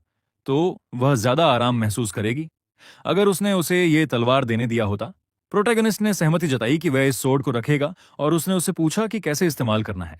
जब वह अपनी स्किल दिखा रही थी, प्रोटैगनिस्ट ने पहचाना कि यह नोबल क्लैन की सोर्ड स्टाइल है और ब्लू स्पाइन स्पायरलिंग सोर्ड्स हैं और वह उसके हाथ से चमकती हुई लाइट देख सकता था। नोबल क्लैन की सोर्ड्समैनशिप कंसिस्टेंसी और कंटिन्यूएशन पर जोर देती है। ये वे आदर्श हैं जिन्हें नोबल क्लैन के फाउंडर गोंगसुन चिन्योंग ने दुनिया का सबसे शक्तिशाली बनने के लिए अपनाया था। वे क्लैन जो अपने सोर्ड्समैनशिप में कंसिस्टेंट कंटिन्यूएशन पाने के लिए प्रयासरत थे, वे अक्सर अपने आप को वेव्स या वेंड के प्रतीकों से दर्शाते थे। जिस स्टाइल की सोर्ड्समैनशिप उसने बनाई थी वह वाकई शानदार और अद्भुत थी, एक भी बूंद पसीना बहाए बिना। प्रोटैगनिस्ट जानता था कि वह शायद यंग है, लेकिन यह कोई आश्चर्य नहीं कि उसे जीनियस और एक्सपर्ट माना जाता है। नोबल क्लैन की सोर्ड्समैनशिप की नींव है कि सबसे कम ऊर्जा में सबसे शक्तिशाली ताकत के साथ काउंटर किया जाए। अभी साइलेंट सेल्फलेसनेस ने उसके शरीर को घेर रखा था और अंत में उसने नोबल क्लैन की अल्टीमेट टेक्निक दिखाई, जो है pre-emptive counter strike. Modern terms में यह अल्टीमेट काउंटर है क्योंकि उसके मूवमेंट्स एक वेविंग पाइन ट्री की तरह हैं जो विंड में झुकती है और स्पेस को काटती हुई एक काली लाइन बनाती है और कंटिन्यूटी यहीं खत्म हो जाती है। प्रोटैगनिस्ट इस पर हैरान रह गया और सोचा कि शायद यही एनलाइटनमेंट जैसा दिखता है। वह उसकी तरफ अपनी नजरें हटाए बिना देख रहा था, जो डेफिनेटली व्यक्ति में अलग थी। अपनी स्किल दिखाने के बाद सन ह्यून आई, उसे बुलाया और ग्रैंड मास्टर बनने पर बधाई दी। हालांकि यह नोबल क्लैन का आशीर्वाद था, सभी दूसरे वर्कर्स ने भी उसे ग्रैंड मास्टर बनने पर बधाई दी और क्लैन को तुरंत बताना चाहते थे क्योंकि यह सेलिब्रेशन का कारण था। सुनयोंग ने कहा कि वे सब उसे बहुत चापलूसी कर रहे हैं और स्पष्ट किया कि यह सब उस बच्चे चिन्ही की वजह से था। हालांकि यह एक बच्चे की सलाह थी, उसने उसे इंसाइट दी। वे प्रोटैगनिस्ट की तरफ देखने लगे और उसने कहा कि यह कुछ नहीं था, बल्कि वह था जिसे एक ब्लैक पाइन क्लाउड सोर्ड के रूप में एक ऐसा गिफ्ट मिला था जिसे सुधारा नहीं जा सकता। सन ह्योंग ने कहा कि वह आभारी थी कि उसने नोबल सोर्ड्समैनशिप टेक्निक में महारत हासिल की, जो अपने आप में अमूल्य है। जब वे बात कर रहे थे, सुन्योंग को चक्कर आने लगे और वह बेहोश हो गई, जिससे सन ह्युन चिंतित हो गया। तो उसने अपने आदमी को मदद बुलाने को कहा और खुद उसकी मदद करना चाहता था। प्रोटैगनिस्ट जानता था कि यह कोई साधारण टेक्निक नहीं थी, बल्कि सेल्फलेसनेस की स्थिति थी जिससे एनलाइटनमेंट प्राप्त होती है। उसने अपने पूरे शरीर की ऊर्जा लगा दी थी, उसमें स्टैमिना थी जो किसी भी सामान्य मार्शल आर्टिस्ट से कहीं ज्यादा थी, लेकिन उसके भी लिमिट्स थे। सन ह्योंग चिंता में उसे उठाकर तुरंत दूर ले जाने लगा। प्रोटैगनिस्ट सोचता है कि जबकि नोबल क्लैन अपनी पूरी ध्यान सन योंग्स की रिकवरी पर लगा रहा है, वह हा रयून को ढूंढेगा। बाद में सिक्योर डिलीवरी सर्विस बेस के पास मार्केट प्लेस में प्रोटैगनिस्ट र्यून से पूछता है कि अगर उसके पास पैसे नहीं हैं तो वह भुगतान करेगा। र्यून समझाता है कि उन्हें बहुत अलाउंस मनी मिली है और एल्डर्स हाल ही में उसे हमेशा गिफ्ट्स देने के चक्कर में रहते हैं, इसलिए उसने कुछ खरीद लिया खाने के लिए। और हयुन को बताया कि उसका बड़ा भाई उसे ट्रीट कर रहा है, इसलिए उसे मजा करना चाहिए। हरायुन अनॉयड हो जाता है बिग ब्रदर सुनकर। प्रोटैगनिस्ट र्यून से पूछता है क्या बात है, क्योंकि वे मानते हैं कि वह बड़ा भाई है, जो कि एक बड़े भाई का काम है। लेकिन हरायुन हेजिटेंट है और चेन्ही सोचता है कि वह अभी पूरी तरह से इसे स्वीकार नहीं कर पाया है। आगे बढ़ते हुए प्रोटैगनिस्ट टांग हुलू को देखकर हैरान होता है, तो वह चाहता है कि हरायुन रुके क्योंकि वह कुछ खरीदना चाहता है। हरायुन चिंता से उसे देख रहा था, लेकिन जब किसी ने उसके सिर पर मारा तो वह चौंक गया और उस आदमी को देखने लगा। जब प्रोटैगनिस्ट वापस लौटता है तो वह रियून के आसपास इतनी भीड़ देखकर चौंक जाता है और सोचता है कि क्या उसने फिर से कोई मुसीबत मोल ले ली है। प्रोटैगनिस्ट को चिंता होती है जब वह किसी को कहते हुए सुनता है कि ये लोग भी कम नहीं हैं, एक छोटे बच्चे से लड़ने चले आए। जब वो लोग उस पर हमला करते रहते हैं, रियून उनकी हर अटैक को डॉज कर लेता है और वो आदमी हैरान हो जाता है कि ये छोटा बच्चा ऐसा करने की हिम्मत कैसे कर रहा है। कुछ देर के लिए रेयन उन्हें पीटता रहता है, फिर वो आदमी घबरा जाता है और अंत में रियू ने सबको हरा देता है। वहां मौजूद आम लोग यह देखकर चौंक जाते हैं और सोचते हैं कि यह बच्चा कौन है, क्योंकि इसकी स्किल्स कमाल की हैं। 3 लोगों को यूं गिरा देना कोई आम बात नहीं थी। लोग सोचते हैं कि शायद वह किसी फेमस क्लैन का यंग मास्टर होगा। हर कोई इस फाइट को देखकर खुश था, क्योंकि वो आदमी अक्सर मार्केट प्लेस में ट्रबल खड़ा करता था। प्रोटैगनिस्ट को यह देखकर खुशी होती है, क्योंकि वह अपने छोटे भाई से यही उम्मीद करता है और सोचता है कि कोई बड़ी बात नहीं हुई, क्योंकि सामने वाले लोग वैसे भी बुरे थे। फिर प्रोटैगनिस्ट हरायुन के पास आता है, उसे छोटा भाई कहकर पुकारता है और उसकी ब्लड लस्ट देखकर चिंतित हो जाता है। हरायुन लगातार उन लोगों पर हमला करता रहता है, जिससे वे बुरी तरह से घायल हो जाते हैं और हवा में खून के छींटे उड़ते हैं। सभी आम लोग यह देखकर डर और हैरानी में जम जाते हैं। अचानक प्रोटैगनिस्ट उसके पास पहुंचता है और पूछता है कि वह क्या कर रहा है। वह बार बार उसे पुकारता है जब तक कि हरायुन होश में नहीं आ जाता। हरायुन उसकी आवाज सुनकर रुक जाता है और उसकी ओर देखने लगता है। प्रोटैगनिस्ट फौरन उसके पास भागता है और चिंतित होकर पूछता है, तुम ये क्या कर रहे थे? चिन्ही जानता था कि यह हायरेयुन का असली स्वभाव है, जिसे उसने कुछ समय के लिए भूल गया था। वह हत्या को पसंद करता था और एक नेचुरल किलर के खून की प्यास रखता था। उसकी ऐसी हालत देखकर प्रोटैगनिस्ट चिंतित हो जाता है और उसे कहता है कि वह टांगहुलू लेकर उससे चल दे। लेकिन हरायुन मना कर देता है और कहता है कि उसे थोड़ा और समय चाहिए, क्योंकि यह आदमी मार्शल आर्ट्स का इस्तेमाल करके कमजोरों का दुरुपयोग करता रहा है, इसलिए उसे मरना ही चाहिए। प्रोटैगनिस्ट यह सुनकर घबराता है और सोचता है कि वह इस जंगली इंसान को कैसे रोक सकता है। तो वह हरायुन से पूछता है कि वह कैसे इंतजार कर सकता है, क्योंकि तंगुलू उसकी वजह से पिघल रहा है। हरायुन तुरंत उसे काटता है और खाने लगता है। प्रोटैगनिस्ट सोचता है कि यह इंसान का इंस्टिंक्ट है, जिससे वह एक नेचुरल किलर की इंस्टिंक्ट को छोड़ सके। उसे और इंस्टिंक्ट्स देने होंगे और उन्हें उसके सामने रखना होगा। प्रोटैगनिस्ट खुश होता है कि हरायुन जवान है, इसलिए स्वीट्स का उस पर असर होता है। बाद में प्रोटैगनिस्ट चिंतित हो जाता है, सोचता है कि वह उसे मार रहा है और चाहता है कि वह शांत रहे, क्योंकि वे बेस पर खून से लथपथ होकर वापस नहीं जा सकते। उसने हरायुन से कहा कि इसे फिटिंग इन सोसाइटी कहते हैं, और हरायुन सोचता है कि वह क्या है। प्रोटैगनिस्ट सोचता है कि यह उसके लिए थोड़ा अब्स्ट्रैक्ट है, क्योंकि एक डीमन किंग के लिए सोसाइटी में फिट होना क्यों जरूरी होगा, जब वह किसी को भी परेशान करने वाले का सिर काट देता है। और बस यह सोचकर ही उसका हैंडशेक तेज हो जाता है। अचानक डैन जा गैंग, जो कि cloud dragon secure delivery services के स्वॉन ब्रदर हैं, उन्हें वहां देखकर राहत महसूस हुई। उन्होंने बताया कि उन्होंने मार्केट प्लेस से कुछ अफवाहें सुनी, इसलिए वे उनके पास खोजने आए और पूछा कि क्या सब ठीक है। प्रोटैगनिस्ट ने पुष्टि की और समझाया कि वे सब आराम कर रहे थे और जा गैंग को एहसास हुआ कि वह भी मार्केट प्लेस साथ में आया था। प्रोटैगनिस्ट हैरान था जब उसने देखा कि एक बच्चा उसके पास आकर उससे पूछ रहा था। जा गैंग ने बताया कि वह उसका बेटा है। प्रोटैगनिस्ट से देखकर आश्चर्य हुआ कि वह बच्चा अब इतना बड़ा हो गया है। एक यात्रा से लौटने के बाद, हालांकि डिलीवरी सर्विस के काम करने वालों के लिए यह आम बात है, यांग चाहता था कि उसका बेटा चिन्ही वैसा ही दिखे जैसा वह आदमी था जिसने उसके पिता को बचाया था। प्रोटैगनिस्ट हैरान हुआ यह जानकर कि बच्चे का नाम उसके जैसा है और जा गैंग ने समझाया कि उसने उसका नाम उसके नाम पर रखा है और उसका नाम डाम चिन्ही है। बच्चा प्रोटैगनिस्ट की ओर बढ़ता है। उसके पिता सोचते हैं कि बच्चा अपने सेवियर को पहचानता लग रहा है और पूछते हैं क्या वह यंग मास्टर के पास जाना चाहता है। यांग ने अपना बच्चा प्रोटैगनिस्ट को दिया और उसे पकड़कर देखने को कहा। प्रोटैगनिस्ट खुशी खुशी बच्चे को पकड़ता है और कुछ समय उसके साथ खेलने के लिए राजी हो जाता है। वह बच्चे को गले लगाता है और महसूस करता है कि बच्चा काफी मजबूत है और शायद जल्दी ही अकेले चल भी सकेगा। वह खुश होता है क्योंकि बच्चा स्वस्थ है और यांग भी खुश लगता है। तो वह सोचता है कि शायद यही वजह है कि वह डॉक्टर बनना चाहता था। जा गैंग ने बताया कि उनकी आखिरी यात्रा उनके कारण सफल रही, तो वह सोचता है कि शायद यही वजह है कि वह डॉक्टर बनना चाहता था। जा गैंग ने बताया कि उनकी आखिरी यात्रा उनके कारण सफल रही, तो अब वह ग्रुप के लिए कुछ ऑफिस वर्क करने पर विचार कर रहा है। प्रोटैगनिस्ट हैरान है और सोच रहा है क्या यह उसकी लेग की लिम्ब की वजह से है। या गैंग ने बताया कि उसका बड़ा भाई उसे काफी समय से बेस मैनेजर बनाना चाहता था, लेकिन वह स्टबन था और एक आखिरी ट्रिप पर जाने पर अड़ा हुआ था। प्रोटैगनिस्ट ने इसे समझा। फिर जा गैंग ने कहा कि उसने थैंक्स दिया है क्योंकि वह उसके कारण एक टुकड़ा वापस लौटा है और अब वह ग्रीड छोड़ चुका है, इसलिए वह चिन्ही को धन्यवाद देना चाहता था कि उसने उसे सेफली अपनी पत्नी और बच्चे के पास वापस आने दिया। जब वे बात कर रहे थे, बच्चा हरायून की ओर बढ़ा और उसके फिंगर को पकड़ लिया। प्रोटैगनिस्ट हैरान था कि हरायून बच्चे से मुंह नहीं मोड़ रहा था और न ही बच रहा था। जैसे ही वे जाने लगे, बच्चा अभी भी उनके साथ खेलने के लिए हाथ बढ़ा रहा था और प्रोटैगनिस्ट खुश था क्योंकि बच्चा स्वस्थ था। कुछ समय बाद हरयुन ने कहा कि वह बड़ा भाई बन सकता है। उसने कहा कि वह एक मार्शल आर्टिस्ट के तौर पर केवल मारना जानता है और वे सोचते थे कि अगर टारगेट इविल है तो मर्डर जस्टिफाइड है, लेकिन जस्टिस सिर्फ बहाना है क्योंकि अंत में वह बस मर्डर ही होता है। चिन्ही ने उसे और उन लोगों को बचाया और उसने नोबल क्लैन के मार्शल आर्टिस्ट और cloud dragon secure delivery service के वर्कर्स को बचाया। हरायून को पूरा यकीन है कि वह शायद मारना जारी रखेगा क्योंकि वही उसकी पहचान है और वही चीज है जो उसे एक्साइट करती है, इसलिए चिन्ही को बड़ा भाई होना चाहिए क्योंकि वह उससे बेहतर है। प्रोटैगनिस्ट कुछ देर सोचता है कि यह बात अच्छी है और चाहता है कि हरायून उसे ह्यांग कहकर बुलाए। हरायून ने उसे ह्यांग कहा, जिससे प्रोटैगनिस्ट खुश हो गया। प्रोटैगनिस्ट जानता था कि डीमन किंग से मतलब है डीमन फोर्सेस का लीडर और इस पद तक पहुंचने के लिए हरायून कभी आराम से नहीं जी पाएगा या खुशी के ऐसे पल का आनंद नहीं ले पाएगा। ये मिरम नॉवेल्स की आजकल की ट्रेंड बिल्कुल नहीं है और उसे पता था कि कैसे हरायून ने खुद को मर्डरर कहकर हम्बल किया, लेकिन प्रोटैगनिस्ट सोचता है कि जो लाइफ उसने चुनी है वह भी कूल है।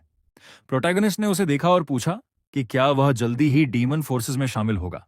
हरायून ने बताया कि कहा जा रहा है कि एक नया ग्रुप बना है और वह जल्द ही निकलेंगे।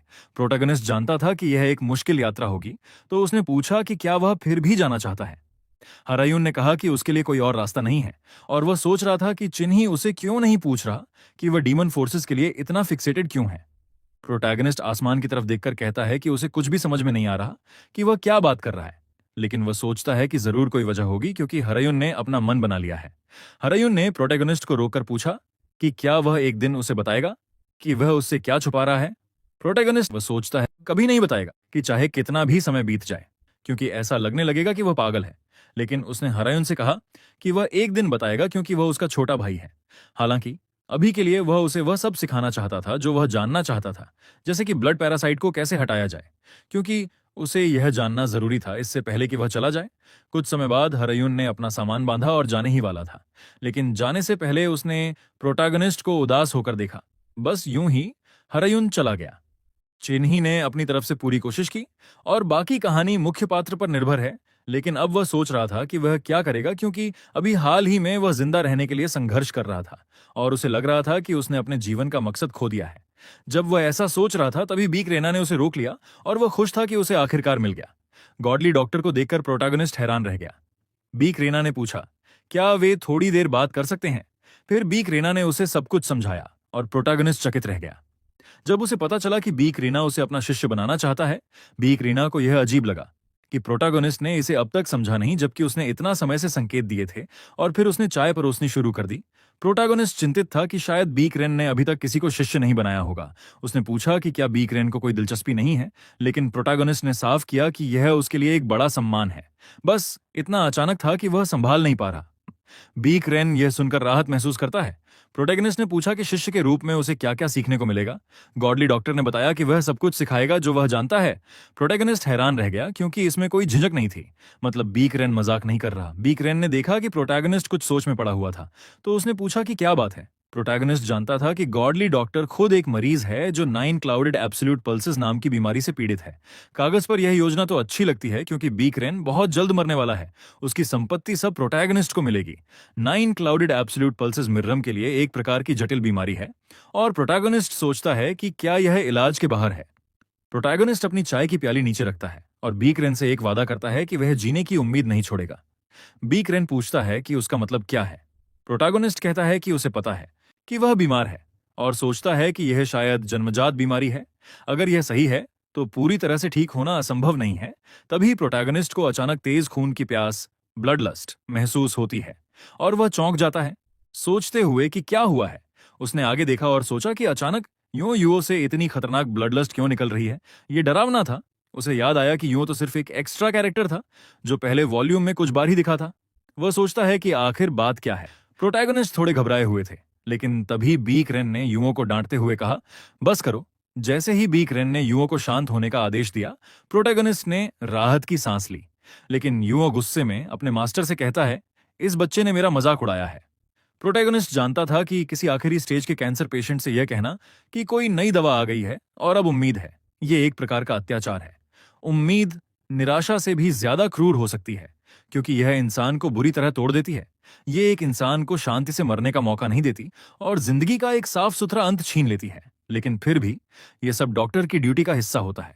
जिंदगी संभावनाओं का नाम है, इसलिए हार मानना स्वीकार नहीं है। प्रोटैगनिस्ट ने दृढ़ता से कहा, मैं बस एक तरफा कुछ नहीं लूंगा, और ना ही मैं तुम्हें हार मानने दूंगा। मैं तुम्हें शांति से मरने नहीं दूंगा, क्योंकि तुम्हारे पास जीने का रास्ता है। इस बात के बाद कुछ देर चुप्पी छा जाती है। फिर यूं गुस्से से चिल्लाता है, क्या तुम्हारे लिए यह मजाक है? क्या तुम पागल हो? बीकरेन ने फिर उसे रोकते हुए गंभीरता से कहा, बस करो। अब यह बहुत आगे निकल चुका है कि इसे कोई मजाक कहा जा सके। चिन्ही हमेशा बड़ों के सामने प्यारा बनता था, मुस्कुराता था, और वह ऐसा बच्चा था जो अपनी समझदारी दिखाकर सबका स्नेह जीतता था। लेकिन अभी उसका व्यवहार इसके बिल्कुल विपरीत है। तो वह सोचता है कि इनमें से उसका असली चेहरा कौन सा है। बीकरेन ने तय किया कि वह पहले उसकी बात सुनेगा, और स्पष्ट कर दिया कि अगर यह साबित हो गया कि चिन्ही उसे धोखा दे रहा है, तो वह उसे अपना शिष्य बनाने का प्रस्ताव वापस ले लेगा। उसके बाद वे कभी नहीं मिलेंगे। और पूछा कि क्या यह बात साफ है। प्रोटैगनिस्ट को इस सख्त रवैये से कोई दिक्कत नहीं है, क्योंकि वह पहले भी ऐसे हालातों का सामना कर चुका है, इसलिए उसने सहमति में सिर हिलाया। कुछ समय बाद प्रोटैगनिस्ट बीकरेन के निवास से बाहर आया। युओ ने अपने मास्टर से पूछा कि अब वे क्या करेंगे, तो उन्होंने स्पष्ट किया कि उन्हें इसे स्वीकार करना ही होगा। युओ को चिंता थी कि अगर यह कोशिश नाकाम रही तो क्या होगा, लेकिन बीकरेन ने उसे याद दिलाया कि चिन्ही ने कहा था कि वह उन्हें शांति से मरने नहीं देगा। उन्होंने स्वीकार किया कि वह शांति से नहीं मरेंगे, बल्कि अपनी अंतिम सांस तक इस बीमारी से लड़ते रहेंगे। उन्हें चिन्ही की वह बात याद आई कि वे ऐसे जीव हैं जो जन्म से ही एक हारने वाली लड़ाई लड़ रहे हैं। वे एक दिन जरूर हारेंगे, लेकिन जब तक समय है उन्हें अपनी सारी ताकत इकट्ठा करके जिंदा रहने की कोशिश करनी है। तो उन्होंने व्हाइट ड्रैगन के इस गॉडली डॉक्टर से कहा कि वह उन्हें शांति से मरने नहीं देगा, और एक बार पूछेगा कि क्या वह इस लड़ाई के लिए तैयार हैं। बीरेन ने कभी नहीं सोचा था कि वह अपने उस पुराने सवाल का जवाब इतनी आसानी से देगा। चाहे किसी भी मार्शल आर्टिस्ट का इलाज कितना भी अच्छा हो जाए, वह फिर भी घायल होकर ही लौटता है, क्योंकि उनके अंदर बदला लेने और न्याय करने की भावना होती है। एक डॉक्टर की नजर से देखा जाए तो ये मार्शल आर्टिस्ट ऐसे होते हैं जैसे पतंगे जो जलती आग की तरफ उड़ते हैं, भले ही उन्हें इस बार बचा भी लिया जाए। अगली बार क्या होगा ये कोई नहीं जानता, इसलिए बीरेन सोचता है कि उसके किए गए इलाज का कोई मतलब भी है या नहीं, और उसे लगता है कि चिन्ही ने उसकी ये उलझन बहुत जल्दी समझ ली, जिससे उसे इतनी राहत मिली कि वो खुद को थोड़ा खाली सा महसूस करने लगा। युवा ने पूछा कि वह चिन्ही को इतना पसंद कब से करने लगा, तो बैरिन ने हंसकर कहा कि पहली नजर में ही उसे पसंद आ गया था, और तभी उसने सोच लिया था कि यह लड़का उसका ही होगा। अब तो उसे और भी ज्यादा पसंद करने लगा है, और अब वह पक्का चाहता है कि चिन्ही उसका शिष्य बने, और शायद चिन्ही से वह खुद भी कुछ सीख पाए। उसे लगता है कि हो सकता है वह खुद ही अंत में शिष्य बन जाए। युओ ने धीरे से कहा कि क्या सच में इलाज में कोई उम्मीद है। तो बीरिन ने बताया कि कुछ चीजों पर उन्हें सोच विचार करना होगा, लेकिन यह नामुमकिन नहीं है और सिर्फ इतना ही काफी है, क्योंकि अब तक उन्होंने उम्मीद छोड़ दी थी, क्योंकि उन्हें कोई रास्ता ही नहीं दिख रहा था। इलाज में बहुत वक्त लगेगा और बहुत तकलीफ भी होगी, लेकिन बीरिन को यह अच्छा लगा, क्योंकि इसका मतलब है कि वह ज्यादा समय तक जिंदा रहेगा। युओ नाराज हो गया और बोला कि उसे वह बच्चा बिल्कुल पसंद नहीं है, क्योंकि उसने कहा था कि वह उसके मास्टर को शांति से मरने नहीं देगा। युओ को समझ नहीं आ रहा था कि ऐसा बदतमीज बच्चा कैसे इस तरह की बातें कर सकता है। अगर वो किसी और कबीले में ऐसा कहता तो उसका सिर कब का उड़ चुका होता। बीरिन मुस्कुराया और बोला कि उसका शिष्य बनने वाला कोई हो तो उसमें इतनी हिम्मत तो होनी ही चाहिए। उसने साफ कहा कि अगर चिन्ही में इतना साहस ना होता तो वह उसे शिष्य बनाता ही नहीं, लेकिन युओ को चिन्ही से अब भी नफरत है। थोड़ी देर बाद बीरिन ने नायक से पूछा कि क्या तुमने सच में कहा था कि तुम मुझे जल्दी मरने नहीं दोगे। नायक ने हाँ में सिर हिलाया। बीरिन ने कहा कि फिर एक वादा करो, अगर तुम मेरे शिष्य बनोगे तो ये मत समझना कि तुम आराम से सीखोगे। नायक ने कहा कि उसे पता है कि उसे बहुत कुछ सीखना है, लेकिन बीरिन ने कहा कि वो सिर्फ पढ़ाई की बात नहीं कर रहा है। उसने अपनी उंगली झटक कर एक जादू किया जिससे नायक चौंक गया। थोड़ी ही देर में वह जादू एक जबरदस्त ऊर्जा में बदल गया और चट्टानों पर गहरा असर डाला। नायक हैरान रह गया, क्योंकि ये एनर्जी फिंगर बुलेट था, जो सुनने में तो साधारण लगता है, लेकिन इसकी ताकत आमतौर पर सिर्फ दबाव जैसा होती है, और ये बहुत ही कमाल की चीज है। बीरिन ने पीछे मुड़कर कहा कि तुम्हें खुद को बचाने के लिए ये सब सीखना होगा, और जब तुम इलाज करोगे तो तुम्हें ये सारी ताकतें बेहद सटीकता से इस्तेमाल करनी होंगी। फिर बीरिन ने एक और कौशल दिखाया और चिन्ही चकित रह गया, क्योंकि वह ऊर्जा पहले बनाए गए छेद से गुजरकर पीछे के पेड़ को भी भेद गई। ये किसी स्नाइपर से भी ज्यादा सटीक था। ऐसा नहीं लग रहा था कि उसने पूरी ताकत लगाई हो, बल्कि सिर्फ एक उंगली से उसने इतना बड़ा असर पैदा कर दिया। बीरिन ने स्पष्ट किया कि यह शायद सामान्य कबीले की पारंपरिक मार्शल आर्ट्स से अलग हो, क्योंकि उसका उत्तराधिकारी ईगल कबीले का उत्तराधिकारी भी होगा। नायक ने उसकी ओर देखा, उसकी बात को स्वीकारा और उसे भरोसा दिलाया कि वह अपनी पूरी कोशिश करेगा। जब वह जाने लगा तो बीरिन ने उसे एक आखिरी बात बतानी चाहिए। उसने कहा कि वह उसे आराम से मरने न दे और पूछा कि क्या वह इसका वादा कर सकता है। नायक इस बात को सुनकर थोड़ा हैरान हुआ, लेकिन फिर आत्मविश्वास से भरकर कहा कि वह अपनी पूरी ताकत लगा देगा। बीरिन ने मुस्कुराकर कहा कि बस इतना ही उसके लिए काफी है, और अब वह उससे कहा कि उसे 9 बार झुककर प्रणाम करना होगा। कुछ समय बाद सन ह्योंग और सन योंग ने नायक से पूछा कि क्या वह जल्द ही रवाना होगा। नायक ने कहा कि हाँ, उसके गुरु बाहर किसी जरूरी काम से गए हैं, लेकिन जैसे ही तैयारी पूरी होगी वह निकल जाएगा। दोनों को यह थोड़ी अफसोस की बात लगी कि ईश्वरीय वैद्य ने चिन्ही को पहले अपना शिष्य बना लिया। नायक को यह देखकर राहत मिली कि वह अब इतनी स्वस्थ हो चुकी थी कि आराम से चल फिर सके। सन योंग हंसी में बोली कि यह तो सभी की देखभाल और मेहनत का नतीजा है, और फिलहाल वह कुछ समय तक आराम करेगी। वो हैरान हुई देखकर कि चिन्ही के पीछे बहुत सारी चीजें हैं। मेन कैरेक्टर मुस्कुराया और गेस किया कि लीडर उसे जाते देखकर सैड था, इसलिए लीडर ने उसके लिए बहुत सारी चीजें पैक कर दी थीं। सन ह्युन चौंक गई, क्योंकि जिसे हर मार्शल आर्टिस्ट ढूंढता है, वो व्हाइट ड्रैगन गॉडली डॉक्टर, अब ज्यादा दिन नहीं जिएगा अपनी कंडीशन की वजह से, इसलिए उसकी सारी कीमती नॉलेज अब चिन्ही को दी जाएगी। और उसने सोचा कि ये बच्चा फ्यूचर में गॉडली डॉक्टर कहलाया जाएगा। वो चाहती थी कि जब वो अभी छोटा है तभी उसे अच्छा ट्रीटमेंट दे, ताकि वो बड़ा होकर उसे याद रखे, क्योंकि जब वो ग्रोन अप हो जाएगा और हर क्लैन से घिरा रहेगा तब उसकी केयर करने का कोई फायदा नहीं होगा। इसलिए सन ह्युन जानती थी कि ये उसका बेस्ट मौका है और वो इसे खोना नहीं चाहती थी। उसने उसे बताया कि उन्होंने उसके लिए एक गिफ्ट तैयार किया है और पूछा कि क्या वो उसे एक्सेप्ट करेगा। प्रोटैगनिस्ट उसकी बात से थोड़ा घबरा गया और उससे कैजुअली बोलने को कहा। सन ह्युन ने हंसते हुए मान लिया और उसे एक चेस्ट गिफ्ट में दिया। प्रोटैगनिस्ट को लगा कि वो चीज इतनी वैल्यूएबल लग रही है कि वो डिसाइड नहीं कर पा रहा था कि इसे लेना चाहिए या नहीं। सुन ह्युन ने समझाया कि यह सिर्फ एक 1000 ईयर पाइन बॉल है, इसलिए कोई बड़ी बात नहीं।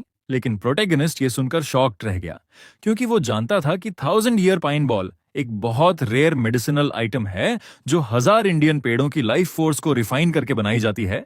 सन ह्युन ने सोचा था कि ये इंटरनल मेडिसिन सिर्फ मेन फैमिली के डायरेक्ट हेयर को दी जाती है और अब सिर्फ कुछ ही बची हैं। चाहे उसे चिंता हो रही थी, लेकिन फिर भी वो चाहती थी कि चिन्ही उसे जरूर खा ले और अपने मास्टर को भी दिखाए। प्रोटैगनिस्ट इतना कीमती तोहफा पाकर बहुत खुश हो गया और हंसते हुए उसे धन्यवाद दिया। सन ह्योंग को थोड़ी चिंता हुई, क्योंकि उसने सोचा था कि वो कम से कम एक बार तो मना करेगा, लेकिन उसने बिल्कुल भी मना नहीं किया। कुछ देर बाद उन्होंने उसे टेक केयर करने के लिए भेजा और प्रोटैगनिस्ट ने सिर हिलाकर हामी भरी, इसलिए उसने कहा कि उम्मीद है फिर कभी मिलेंगे। उसने सन ह्युन का हर चीज के लिए धन्यवाद किया और भरोसा दिलाया कि वो उसके दिए हुए गिफ्ट का भी अच्छे से ध्यान रखेगा। सन ह्युन ने हामी भरी और कहा कि वो उसे अपने मास्टर को दिखा दे, उससे पहले कि वो उसे खा ले। वहीं सन योंग भी चाहती थी कि वो ब्लैक पाइन क्लाउड सोर्ड का अच्छे से इस्तेमाल करे। प्रोटैगनिस्ट ने फिर से अफर्मेटिव जवाब दिया, तो सन योंग ने उसे गले लगाया और दिल से उसका फिर से शुक्रिया अदा किया, क्योंकि वो सच में उसके प्रति आभारी थी। प्रोटैगनिस्ट ने कहा कि असल में उसे धन्यवाद कहना चाहिए और उसने पहले कहना भूल गया, लेकिन अब वो उसे ग्रैंड मास्टर बनने की बधाई देना चाहता है। इसी बीच क्लैन लीडर ने व्हाइट ड्रैगन गॉडली डॉक्टर का धन्यवाद किया उसकी दया के लिए, और बीक रिन ने जवाब दिया कि उसे खुशी हुई क्योंकि उनसे मिलना अच्छा अनुभव रहा। विदा लेते हुए वो सभी निकल गए और प्रोटैगनिस्ट ने पीछे मुड़कर हाथ हिलाया। सन योंग ने मन ही मन सोचा कि जैसे एक फीनिक्स को दूसरा फीनिक्स पालता है, उसी तरह अब वो देखना चाहती है कि कब ये यंग फीनिक्स आकाश में उड़ान भरेगा। कुछ महीनों बाद व्हाइट ड्रैगन गॉडली डॉक्टर का मुख्यालय एक ऐसे इलाके में स्थित था जो cloud dragon secure delivery group के बेस के पास एक ज्वालामुखी क्षेत्र के करीब था। प्रोटैगनिस्ट पानी से भरे हुए 2 बाल्टियां उठाकर चढ़ रहा है और चिंता में है क्योंकि अब तक उसे कोई भी ऑफिशियल टेक्निक नहीं सिखाई गई है। बीरेन ने उसे पहले ही बता दिया था कि शुरुआत में वो एक्सटर्नल काई और बाकी बुनियादी चीजें सीखेगा। इसका मतलब है कि एक जैसे कामों को बार बार दोहराकर इनर काई को बनाना होगा। उसे एक खास तरीके से सांस लेना और उसी तरह से चलना भी सीखना होगा। साथ ही मार्शल आर्ट्स सीखने के लिए उसकी लोअर बॉडी को मजबूत बनाना जरूरी है। उसे धरती से एक हो जाना होगा, क्योंकि ईगल क्लैन को इनर काई में तो मजबूत माना जाता है, लेकिन एक्सर्शनल काई यानी फिजिकल स्ट्रेंथ में वो कमजोर हैं। ऐसा इसलिए है क्योंकि वो लोग इस बात में घमंड रखते हैं कि वो अपनी इंटरनल पावर से एक्सटर्नल काई को आसानी से दबा सकते हैं। इसीलिए उसके मास्टर चाहते थे कि प्रोटैगनिस्ट थोड़े अलग तरीके से सीखे। इसलिए उन्होंने बताया कि सबसे पहले उसे एक बड़ा और मजबूत बर्तन दिया जाएगा जो टूट नहीं सकता। कुछ समय बाद प्रोटैगनिस्ट आखिरकार ऊपर तक पहुंच जाता है। वो अपने मास्टर की बातों को याद कर रहा था। ऊपर पहुंचते ही उसे बीरेन पहले से वहां खड़े मिलते हैं और अब उसे इनर काई के अगले चरण की ट्रेनिंग के लिए तैयार बताया जाता है। प्रोटैगनिस्ट उन्हें देखकर चौंक जाता है और उत्साहित होकर पूछता है कि क्या वो सच कह रहे हैं। बीक रेन मुस्कुराकर जवाब देते हैं कि अगली सुबह उसे 4 बाल्टियां पानी उठानी होंगी। ये सुनकर प्रोटैगनिस्ट चौंक जाता है क्योंकि वो यकीन नहीं कर पाता। बीक रेन साफ करता है कि प्रोटैगनिस्ट जरूरत से ज्यादा रिएक्ट कर रहा है, लेकिन प्रोटैगनिस्ट को यकीन नहीं होता कि उसका मास्टर इतना मर्सिलेस कैसे हो सकता है, जबकि उसका चेहरा तो एक एंजल जैसा लगता है, चाहे जब वो यहाँ पहली बार आया था या अब हो। बीक रेन बताता है कि कुछ महीने पहले तक ये जगह उसका गार्डन और क्लिनिक थी। चिन ही इस शानदार जगह को देखकर हैरान रह जाता है और उसके मास्टर समझाते हैं कि उन्होंने अब काफी विस्तार कर लिया है। लोग अब इस जगह को व्हाइट ड्रैगन मेडिकल कोर्ट के नाम से बुलाने लगे हैं। प्रोटैगनिस्ट को याद आता है कि नॉवल में लिखा था कि व्हाइट ड्रैगन्स गॉडली डॉक्टर ने एक ज्वालामुखीय क्षेत्र को चुना था ताकि वो वहां रहकर अपनी नाइस क्लाउडेड एब्सोल्यूट पल्सेस को कंट्रोल कर सके और इलाज कर सके। तो उसे लगता है कि शायद यही वो जगह है। प्रोटैगनिस्ट पूछता है क्या ये जगह इतनी बड़ी इसलिए है क्योंकि यहाँ बहुत सारे मरीज आते हैं। बीकरेन हाँ कहते हैं और बताते हैं कि भले ही उन्होंने ज्यादा शिष्य न लिए हों, लेकिन वो आज भी एक बहुत प्रसिद्ध डॉक्टर हैं। थोड़ी ही देर बाद जब वो अपने निवास स्थान पर पहुंचते हैं तो बीकरेन चाहता है कि चिन ही अंदर जाकर पहले सारा सामान रख ले। घर में घुसते ही प्रोटैगनिस्ट को एहसास होता है कि अंदर का इंटीरियर कितना शानदार है। वो सोचता है कि cloud range secure delivery service base के मुकाबले ये जगह बहुत अच्छी है। उधर युओ कुछ चेक कर रहा होता है और नोट करता है कि कुछ मैसेंजर बर्ड्स आए हैं। वो एक महिला से पूछता है कि क्या उसने सारे लेटर्स व्यवस्थित किए हैं। प्रोटैगनिस्ट मैसेंजर बर्ड की बात सुनते ही चौंक जाता है, फिर ऊपर देखता है और कुछ कबूतरों को उड़ते हुए पाता है। उसे लगता है कि शायद यही वो मैसेंजर बर्ड्स हैं जिनके बारे में उसने इतना पढ़ा है। मैसेंजर बर्ड्स को खास तौर पर पत्र और संदेश पहुंचाने के लिए ट्रेन किया जाता है। इसलिए जब चिन्ही ने उन्हें सामने से देखा तो वो बहुत फैसिनेटेड हुआ। वो महिला जनरल युओ को बताती है कि सूरा क्लैन और ब्लू ड्रैगन क्लैन दोनों के मैसेंजर बर्ड्स एक साथ पहुंचे हैं और लगता है कि उनकी लड़ाई में कुछ कैजुअलिटीज हुई हैं। युओ ये सुनकर चिंतित हो जाता है क्योंकि सूरा और ब्लू ड्रैगन क्लैंस के रिश्ते पहले से ही अच्छे नहीं रहे हैं, तो ये खबर बिल्कुल भी अच्छी नहीं है। बीरेन ये सुनकर चौंक जाता है और पूछता है कि बात क्या है। युओ स्पष्ट करता है कि दोनों क्लैंस उसके सीधे इलाज की मांग कर रहे हैं और पूछता है कि क्या उसे अनुमति देनी चाहिए। बीरेन पहले उनके डॉक्टरों की मेडिकल रिपोर्ट पढ़ना चाहता है। वो पाता है कि सूरक क्लैन का यंग मास्टर हल्की सी छुरी लगने से घायल हुआ है और जल्दी ठीक हो जाएगा, लेकिन ब्लू ड्रैगन क्लैन का मामला ज्यादा गंभीर है क्योंकि उनकी एक प्रिंसेस घायल हुई है और सूरा क्लैन की एक्सक्लूसिव तकनीकों की वजह से मामला संवेदनशील है। बीरेन सोचता है कि अच्छा हुआ वो यंग मास्टर इन तकनीकों को ज्यादा गहराई से नहीं जानता था, इसलिए उनके लोकल डॉक्टर उसका इलाज कर सकते हैं। प्रोटैगनिस्ट अपने मास्टर की इस मार्शल आर्ट्स एनालिसिस और फैसले लेने की क्षमता से प्रभावित होता है। बीरेन सोचता है कि दोनों मरीजों की चोटें और भी गंभीर हो सकती हैं, इसलिए उन्हें तुरंत जवाब भेजना चाहिए और निर्देश देना चाहिए कि वो ज्यादा हिले डुले नहीं। इसके साथ ही वो उन्हें प्रिस्क्रिप्शंस और मेडिसिन रेसिपीज भेजेगा, जरूरी दवाओं और इंटरनल मेडिसिन के लिए, क्योंकि इनके इंग्रेडिएंट्स आसानी से मिल सकते हैं और उनके स्थानीय फार्मेसीज इन्हें बना सकते हैं। निर्देशों को समझने के बाद युओ पूछता है कि सबसे पहले जवाब किसे भेजा जाए। बीरेन उसे आदेश देता है कि ब्लू ड्रैगन क्लैन को पहले जवाब भेजो, क्योंकि शायद उनकी प्रिंसेस इस लड़ाई में जीत गई है। उसे पता है कि वो परेशान होगी, क्योंकि जीतने के बावजूद वो ज्यादा घायल हुई है। प्रोटेगनिस्ट सोचता है कि उसका मास्टर सच में गजब है, जो इतनी बारीकी से सब कुछ समझ लेता है। युओ उसकी बात मानकर कहता है कि जैसा कहा गया है वो वैसा ही करेगा। इसके बाद बीरेन प्रोटेगनिस्ट से कहता है कि अब अंदर चलें। जब बाकी लोग मैसेंजर पिजन्स भेज रहे थे तो प्रोटेगनिस्ट को यह सब देखकर बहुत रोमांच हो रहा था। वो सोचता है कि आज के जमाने में ये सब ऑनलाइन कंसल्टेशन और रिमोट एग्जामिनेशन जैसा है।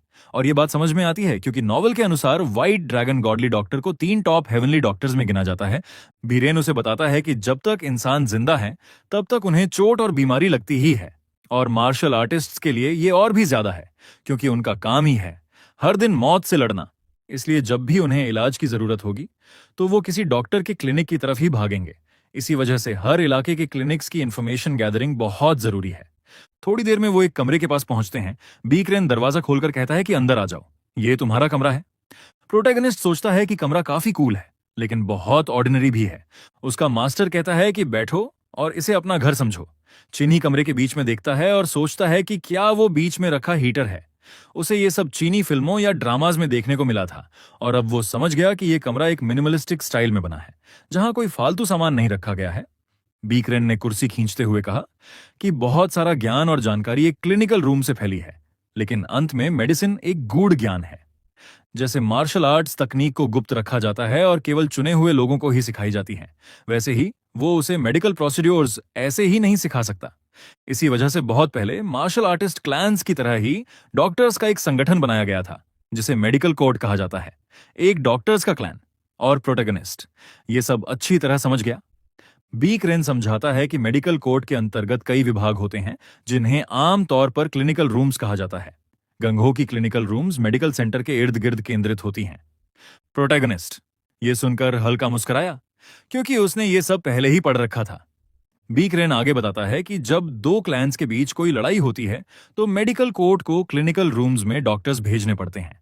प्रोटैगनिस्ट सोचता है कि पिछली बार जब उसने अपने मास्टर से बात की थी तब उसने इस बारे में नहीं सोचा था, लेकिन अब तो घर में बॉयलर जरूर लगवाना पड़ेगा।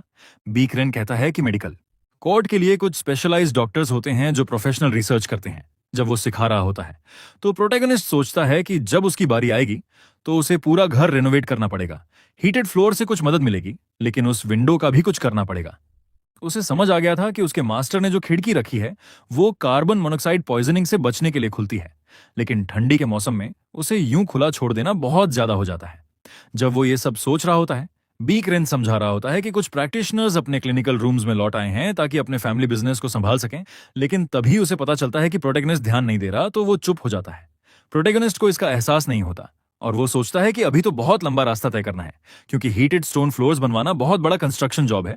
फिलहाल तो एक फर्नेस और ग्लास विंडोज चाहिए जिससे दिन में रोशनी ठीक से आ सके, और अगर हीट एक्सचेंज सिस्टम भी लग जाए जिससे हवा का सर्कुलेशन ठीक हो तो अच्छा रहेगा।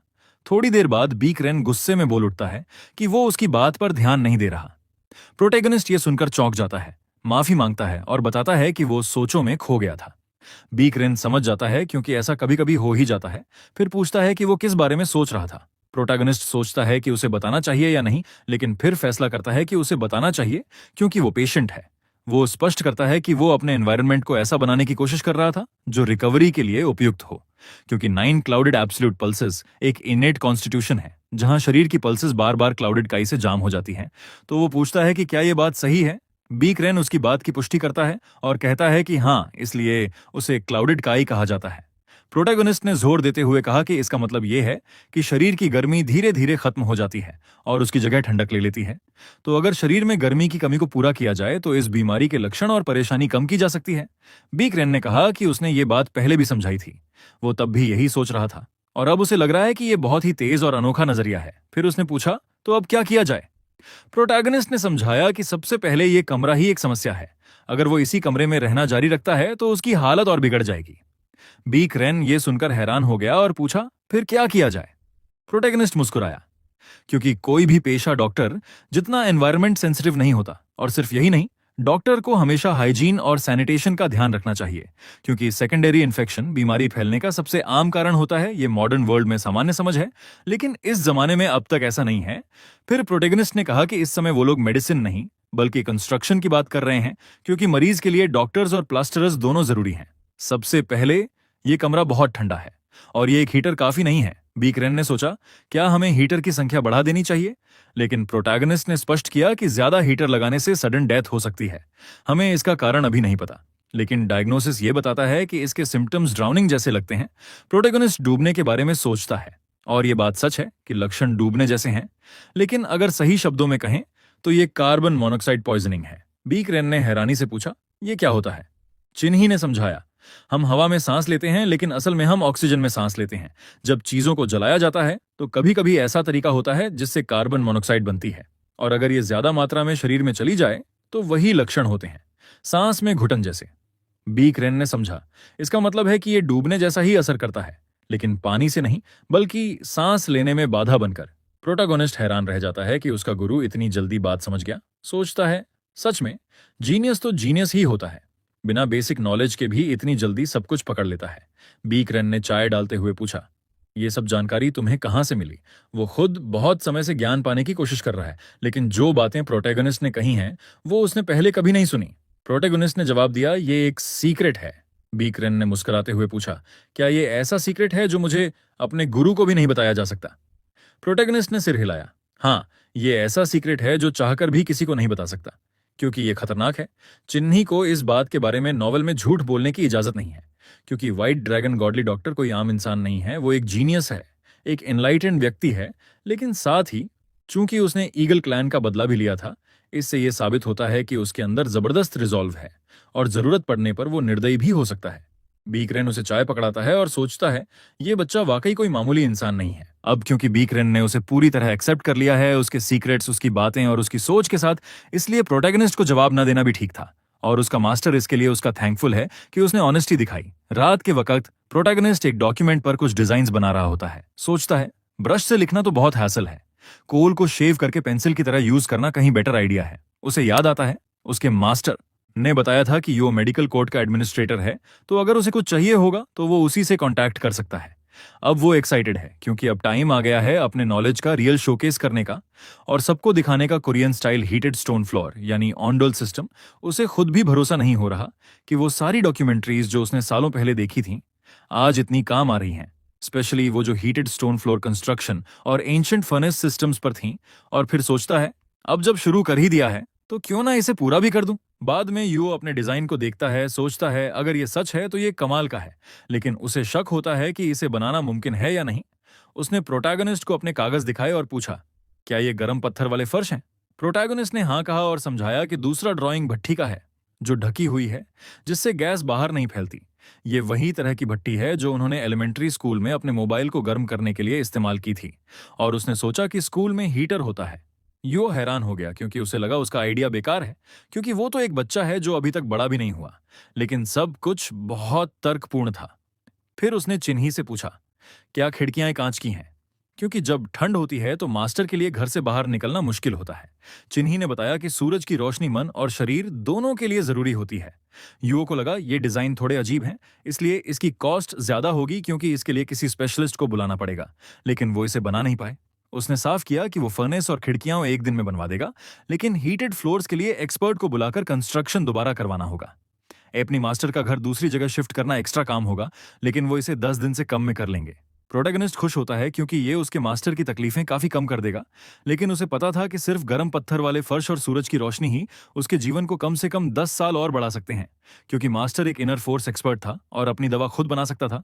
बाद में वो कंस्ट्रक्शन वाले एरिया में गया, देखकर हैरान रह गया कि वो लोग इसे इतनी जल्दी कैसे बना रहे हैं, और वो भी बिना किसी मॉडर्न टेक्नोलॉजी या इक्विपमेंट के।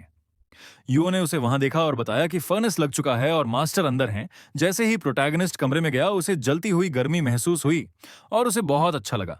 खिड़की बंद करके और फर्नेस जलाकर, सर्दियों में ही ये जगह इतनी गर्म हो गई थी, अब उन्होंने कांच की खिड़की से रोशनी आने का इंतजाम कर दिया है, जिससे बीमारी को बिगड़ने से रोका जा सकता है। बीकन ने उसे देखकर खुशी जताई और अंदर आने को कहा।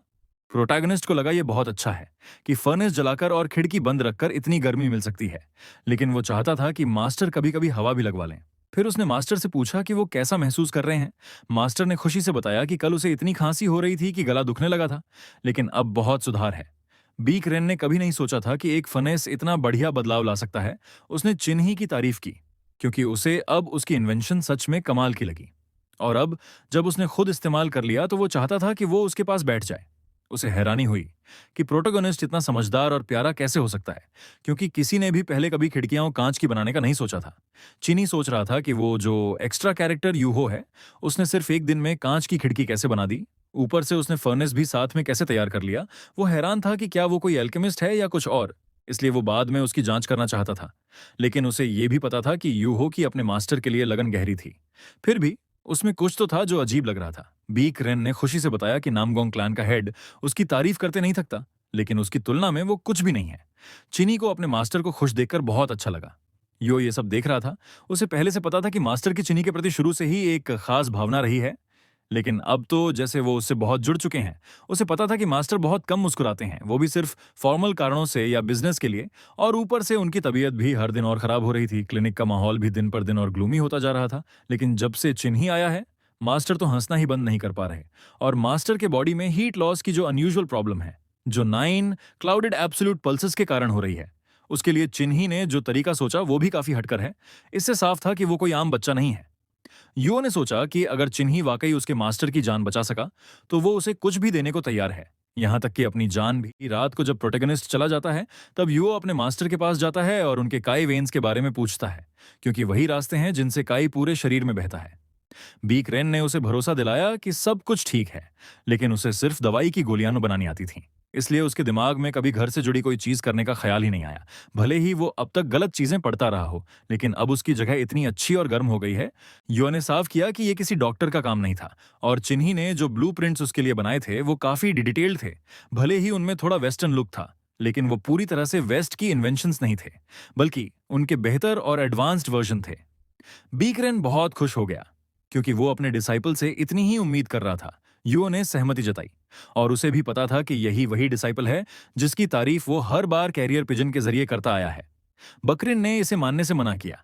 और यू क्या उसके मास्टर को लगता है कि उसे उन सभी चिट्ठियों के बारे में पता नहीं जो वो अगले हफ्ते भेजने वाला था, जिसमें वो खूब बड़ा चढ़ाकर बातें कर रहा था।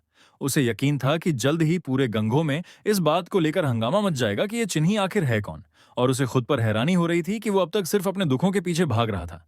बीक रेन मुस्कुराया और कहा कि अब बहुत हो गया और वो सोने जा रहा है, तो जाते वक्त दरवाजा बंद कर देना। युओ ने हाँ कहा और बाहर निकलने का फैसला किया। मास्टर ने सोचा, क्या युओ उस बच्चे से जल रहा है? लेकिन युओ ने साफ किया कि उसे कोई जलन नहीं है। उसके जाने के बाद बेयाक्रेन ने सोचा कि आज तो उसके शरीर में कहीं भी दर्द नहीं है। बाहर युओ खुश था, क्योंकि उसके मास्टर की सांसें अब एक लय में चल रही थीं, और ये उसका पहली बार गहरा नींद में सोना था। इसलिए उसने अपने स्टाफ को कहा कि उस रात सब लोग बहुत धीरे धीरे और शांति से काम करें। अगले दिन बीन ने बताया कि उनके क्लैन के संस्थापक यिगल रियांग थे, जिन्हें मास्टर गोंग के नाम से भी जाना जाता है। बाद में उनके जीवन में मास्टर होंग ने सारी प्रक्रियाओं और मेडिकल टेक्निक्स को व्यवस्थित किया और उनका पालन किया। उनके उत्तराधिकारियों ने उन्हें धीरे धीरे सुधारते हुए आज के स्तर तक पहुंचाया। आमतौर पर उसे अपना गोद लिया बेटा बनाना होता और अपने उत्तराधिकारी के रूप में नियुक्त करना होता, लेकिन उसके माता पिता ने जो उपनाम उसे दिया है, उसे बदलना इतना आसान नहीं है। प्रोटैगनिस्ट ने सोचा कि उसके लिए ये कोई बड़ी बात नहीं है अगर वो ईगलिन ही बन जाए, जिन हियन से। बीन को भी ये जरूरी नहीं लगा, क्योंकि वो पहले से ही उससे इतना जुड़ चुका है। ऊपर से युओ लगातार उसके बारे में पागलों जैसी बातें करता रहता है, तो अगर उसे गोद ले भी लिया जाए तो बात समझ में आती है। लेकिन भविष्य में प्रोटैगनिस्ट चाहे तो यागल नाम का इस्तेमाल कर सकता है। प्रोटैगनिस्ट ने सोचा कि भविष्य का मतलब शायद तब जब वो बड़ा हो जाएगा, लेकिन उसे पूरा यकीन था कि मास्टर का मतलब था जब वो दुनिया छोड़ चुका होगा। मास्टर के शब्दों का भार इतना भारी था कि उसे अपने ऊपर दबाव सा महसूस हुआ। कुछ दूर चलने के बाद प्रोटैगनिस्ट एक जगह पहुंचता है और सामने एक डमी देखकर चौंक जाता है। उसने पूछा कि ये क्या है। बीक रेन ने बताया कि ये एक लकड़ी का डमी है जो वो अपनी कक्षा में इस्तेमाल करेंगे, और उसे जानकर हैरानी हुई। बीक रेन ने समझाया कि उनका क्लैन काई कंट्रोल टेक्निक्स पर आधारित है, जो मस्तिष्क को सक्रिय और उत्तेजित करती हैं, और यहीं से उनकी स्किल्स की नींव बनती है। इससे याददाश्त तेज होती है और सोचने समझने की गति बढ़ती है। जागा हुआ दिमाग शरीर को भी जगा सकता है, जिससे वो ऐसे काम कर सके बीक रेन ने एक स्किल दिखाना शुरू किया और प्रोटैगनिस्ट उसके हाथों की हरकतें देखकर दंग रह गया। उसके मास्टर ने पेल्विक प्रेशर पॉइंट पर वार किया, फिर ग्लोबल और एब्डोमिनल प्रेशर पॉइंट्स पर भी। प्रोटैगनिस्ट बिल्कुल चुप रह गया जब उसने ये अद्भुत स्किल देखी, क्योंकि उसके मास्टर ने शरीर के प्रेशर पॉइंट्स को बिल्कुल सटीक तरीके से स्ट्राइक किया, जिन्हें सिर्फ मैजिक फिंगर बुलेट से नहीं देखा जा सकता। उसे हैरानी हुई कि इस बार उसके मास्टर ने डमी को भेदा नहीं, बल्कि सिर्फ उसके सरफेस पर वार किया, और उसे लगा कि ऐसा करना शायद मुमकिन नहीं है। उसने सोचा कि बंदूक की ताकत तो बढ़ाई जा सकती है, लेकिन इतनी एक्यूरेसी से उसे कंट्रोल करना नामुमकिन जैसा लगता है। बीरेन को यह बात और भी इंटरेस्टिंग लगी, क्योंकि ज्यादातर बच्चे पूछते कि इस बार डमी को भेदा क्यों नहीं और वार इतना हल्का क्यों था। चिन्ही ने कहा कि ऐसा इसलिए क्योंकि इसका मतलब है कि मास्टर ने अपनी ताकत पर पूरा कंट्रोल पा लिया है और लकड़ी के डमी पर जो डाई लगी थी वो जरा भी नहीं छूटी। बीक रेन ये सुनकर हंस पड़ा और सोचा कि चिन्ही कितना समझदार है। उसने समझाया कि जैसा अभी देखा, उनका क्लैन उस लेवल तक पहुंच चुका है जहां मार्शल आर्ट्स में दिमाग का इस्तेमाल सबसे ज्यादा होता है, और यहीं से उनका घमंड पैदा हुआ है। लेकिन उसने चिन्ही को भरोसा दिलाया कि उसे ऐसी सोच नहीं सीखनी पड़ेगी, बल्कि वो उनसे भी बेहतर चीजें सीखेगा जो आज तक क्लैन में किसी ने नहीं सीखी। चिन्ही ने पूछा कि क्या magic finger bullet eagle clan की मार्शल आर्ट्स का मेन हिस्सा है। बीकन ने कहा कि नहीं, वो तो कुछ भी नहीं है। साधारण शब्दों में कहें तो सबसे ताकतवर मार्शल आर्ट्स तकनीकें वे होती हैं जो तलवार या पंखे जैसे हथियारों का इस्तेमाल करती हैं। ये सब बस ऊपरी हिस्सा है। जैसे जैसे चिन्ही और गहराई से समझ पाएगा, वो किसी भी हथियार और टेक्निक का इस्तेमाल कर सकेगा जो उसके क्लैन को खतरनाक बनाता है। चिन्ही ये सुनकर उत्साहित हो गया और सोचने लगा कि क्या वो ऐसे हथियारों का भी इस्तेमाल कर सकता है जो उसने कभी देखे ही नहीं। उसे लगा कि अगर ये आदमी उसका मास्टर है तो फिर कुछ भी मुमकिन है। उसने अपने मास्टर से पूछा कि क्या वो दुनिया का सबसे ताकतवर इंसान बन सकता है। बीक रेन ने कहा कि अगर उसने अपने क्लैन की मार्शल आर्ट्स को पूरी तरह सीख लिया तो हाँ, वो दुनिया का सबसे ताकतवर बन सकता है। और उसने पूछा कि क्या यही वो चाहता है। प्रोटैगनिस्ट ने सोचा कि अगर वो वाकई दुनिया का सबसे ताकतवर बन गया तो छोटा डीमन किंग उसे मारने जरूर आएगा, क्योंकि डीमन फोर्सेस का लीडर बनने के लिए यह साबित करना होता है कि उसकी मार्शल आर्ट्स सबसे ज्यादा ताकतवर हैं। इसलिए गंगघो में इधर उधर घूमकर सर काटना एक आम बात है। इस नोवेल में भी हरायुन उन्हीं लोगों के पीछे जाता है जो सबसे ताकतवर होते हैं, और अगर चिन्ही ऐसा बन गया तो वो बच्चा जरूर उसकी गर्दन लेने आएगा। थोड़ा सोचने के बाद उसने अपने मास्टर से पूछा कि दुनिया का सबसे ताकतवर बनने में अच्छाई क्या है। बेन ने सोचा कि उसने ये सवाल क्यों किया। शायद चिन्ही ये जानना चाहता है कि इतने मार्शल आर्टिस्ट्स खुद को मरते दम तक क्यों ट्रेन करते हैं, और उसे लगता है कि इसका कोई सर्टिफिकेट या ट्रॉफी तो मिलता नहीं, लेकिन कि शायद प्रोटैगनिस्ट दुनिया का सबसे ताकतवर बनकर सम्मान और इज्जत हासिल करेगा, और अगर वो वाकई ऐसा बन गया तो उसे किसी और की अथॉरिटी की जरूरत नहीं होगी। ये समझाने के बाद उसने प्रोटैगनिस्ट से पूछा कि आखिर वो क्या बनना चाहता है। प्रोटैगनिस्ट ने साफ किया कि उसे दुनिया का सबसे ताकतवर नहीं बनना। उसके मास्टर ने पूछा फिर क्या बनना चाहता है। तब चिन्ही ने बताया कि वो अपने मास्टर की तरह दुनिया का सबसे बेहतरीन डॉक्टर बनना चाहता है। बीरेन उसके जवाब से चौंक गया। उसे यकीन नहीं हुआ। बीक रेन ने कहा कि ये बच्चा इतना प्यारा कैसे हो सकता है। उसने बताया कि ईगल क्लैन में कई लोग कह चुके हैं कि वो दुनिया के सबसे ताकतवर बनना चाहते हैं, लेकिन चिन्ही पहला है जिसने कहा कि वो सबसे बेहतरीन डॉक्टर बनना चाहता है। प्रोटैगनिस्ट खुद भी सोचने लगा कि क्या वाकई ऐसा हो सकता है। बीन को लगा कि ये बच्चा तो जैसे सबके लिए भगवान की तरफ से भेजा गया डॉक्टर है। वहीं प्रोटैगनिस्ट ने सोचा कि अगर उसे लंबा जीना है तो उसे डॉक्टर ही बनना होगा, चाहे डीमन किंग डीमन फोर्सेस का लीडर बन भी गया हो। लेकिन उसने कभी किसी डॉक्टर को मारने के बारे में नहीं पढ़ा था, तो अगर वो दुनिया का सबसे बेहतरीन डॉक्टर बन गया तो ये तो परफेक्ट है। और ये सोचकर ही उसका दिल तेज धड़कने लगा। तो उसने सोचा कि इसे एक बार आजमा कर देखना चाहिए, लेकिन उसे पता था कि ये उसके लिए आसान नहीं होगा, क्योंकि ये उसकी दूसरी जिंदगी है और वो सच में अपने मास्टर को ठीक करना चाहता था, क्योंकि ये उसकी जिंदगी में पहली बार था जब उसे बिना किसी मतलब और स्वार्थ के सच्चा अपनापन और गर्मजोशी मिली थी, वो भी सिर्फ अपने मास्टर से। उसे कभी नहीं लगा था कि ऐसा दिन भी आएगा, इसलिए वो कभी नहीं चाहता था कि ऐसा इंसान मर जाए, क्योंकि उसे अपना कर्ज चुकाना था और यही उसका एक इंसान होने के नाते फर्ज था। रात को बीक रेन ने उससे कहा कि सबसे पहला कदम है काई को महसूस करना, और उसके लिए ऐसा करना ठीक है, लेकिन वो चाहता था कि प्रोटैगनिस्ट न तो हिले और न कुछ बोले। इसके बाद उसने अपनी मना उसकी बॉडी में प्रवाहित की और प्रोटैगनिस्ट ने एक अजीब सी ऊर्जा को महसूस किया जिससे वो चौंक गया। उसे अपने मास्टर की एनर्जी का एहसास हुआ और मास्टर ने उसे अपनी एनर्जी पर ध्यान केंद्रित करने को कहा। मास्टर ने समझाया कि जब काई वेन्स के रास्ते पूरे शरीर में एक बार घूमकर वापस आता है तो उस प्रक्रिया को ग्रैंड सर्कुलेशन कहते हैं। प्रोटैगनिस्ट ये जानकर हैरान रह गया और उसने सोचा कि शायद ये सब 9 क्लाउड्स एब्सोल्यूट पल्स की वजह से हो रहा है, लेकिन उसे ये भारी और ठंडी सी लग रही थी। कुछ देर बाद बीक रेन ने अपनी आंखें खोली और उससे पूछा कि क्या उसे अपनी एनर्जी कोर में कुछ महसूस हुआ, कुछ ठोस और मजबूत सा। प्रोटैगनिस्ट ने उस एनर्जी कोर को ढूंढ निकाला और सोचने लगा कि क्या यही वो इनर फोर्स है जो 100 ईयर पाइन बॉल में थी।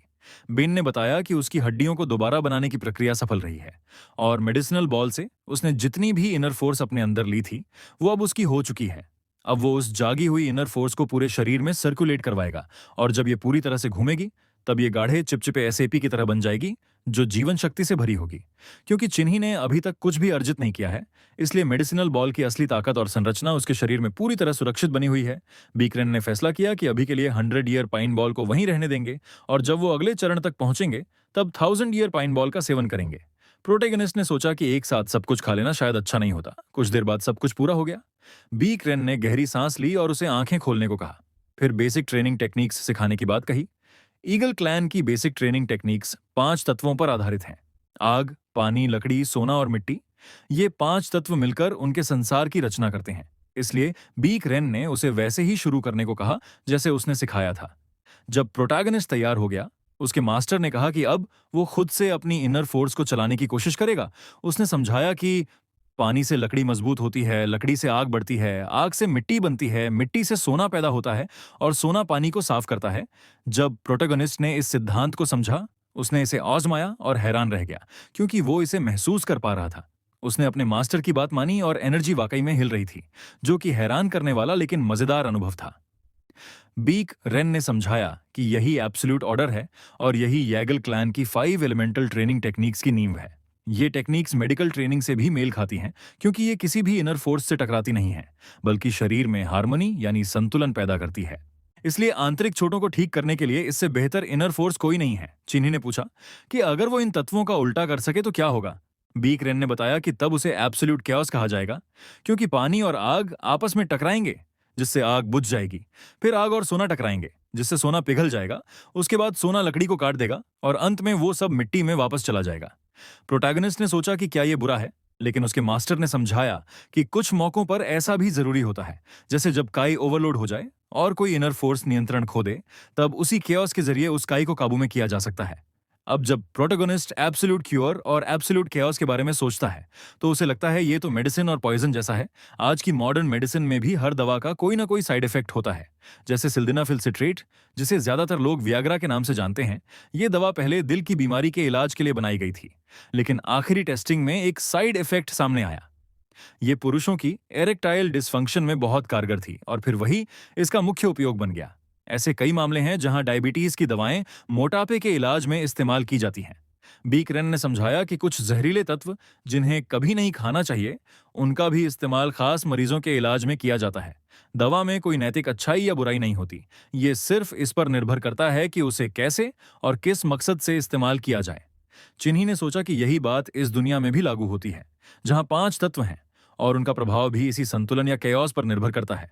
बकरीन ये देखकर हैरान रह गया कि एनर्जी कोर अब काफी तेजी से घूमने लगा है और उसने सोचा कि समझ से ही और गहराई वाली समझ आती है, यानी उसका डिसाइपल अच्छी तरह सीख रहा है। 5 तत्व प्रकृति का मूल रूप हैं, लेकिन चिन्ही जब उनसे सीखता है तो वो एक बात नहीं बल्कि 10 बातें समझता है और यही बात बकरीन अपने डिसाइपल से उम्मीद करता है। अब चिन्ही क्लिनिक में एक उत्तराधिकारी बन गया है और ये बात हर डॉक्टर को पता होनी चाहिए, क्योंकि इससे ज्यादा महत्वपूर्ण कुछ नहीं है। कुछ समय बाद यो मेडिसिनल बॉल्स लेकर आया जिन्हें अब सेवन करना था। तो अभी के लिए इस पार्ट का एंड यही करते हैं, और अगर आप लोग वीडियो यहां तक देख रहे हो तो लाइक करना मत भूलना यारो। बाकी सब्सक्राइब करना आपकी मर्जी।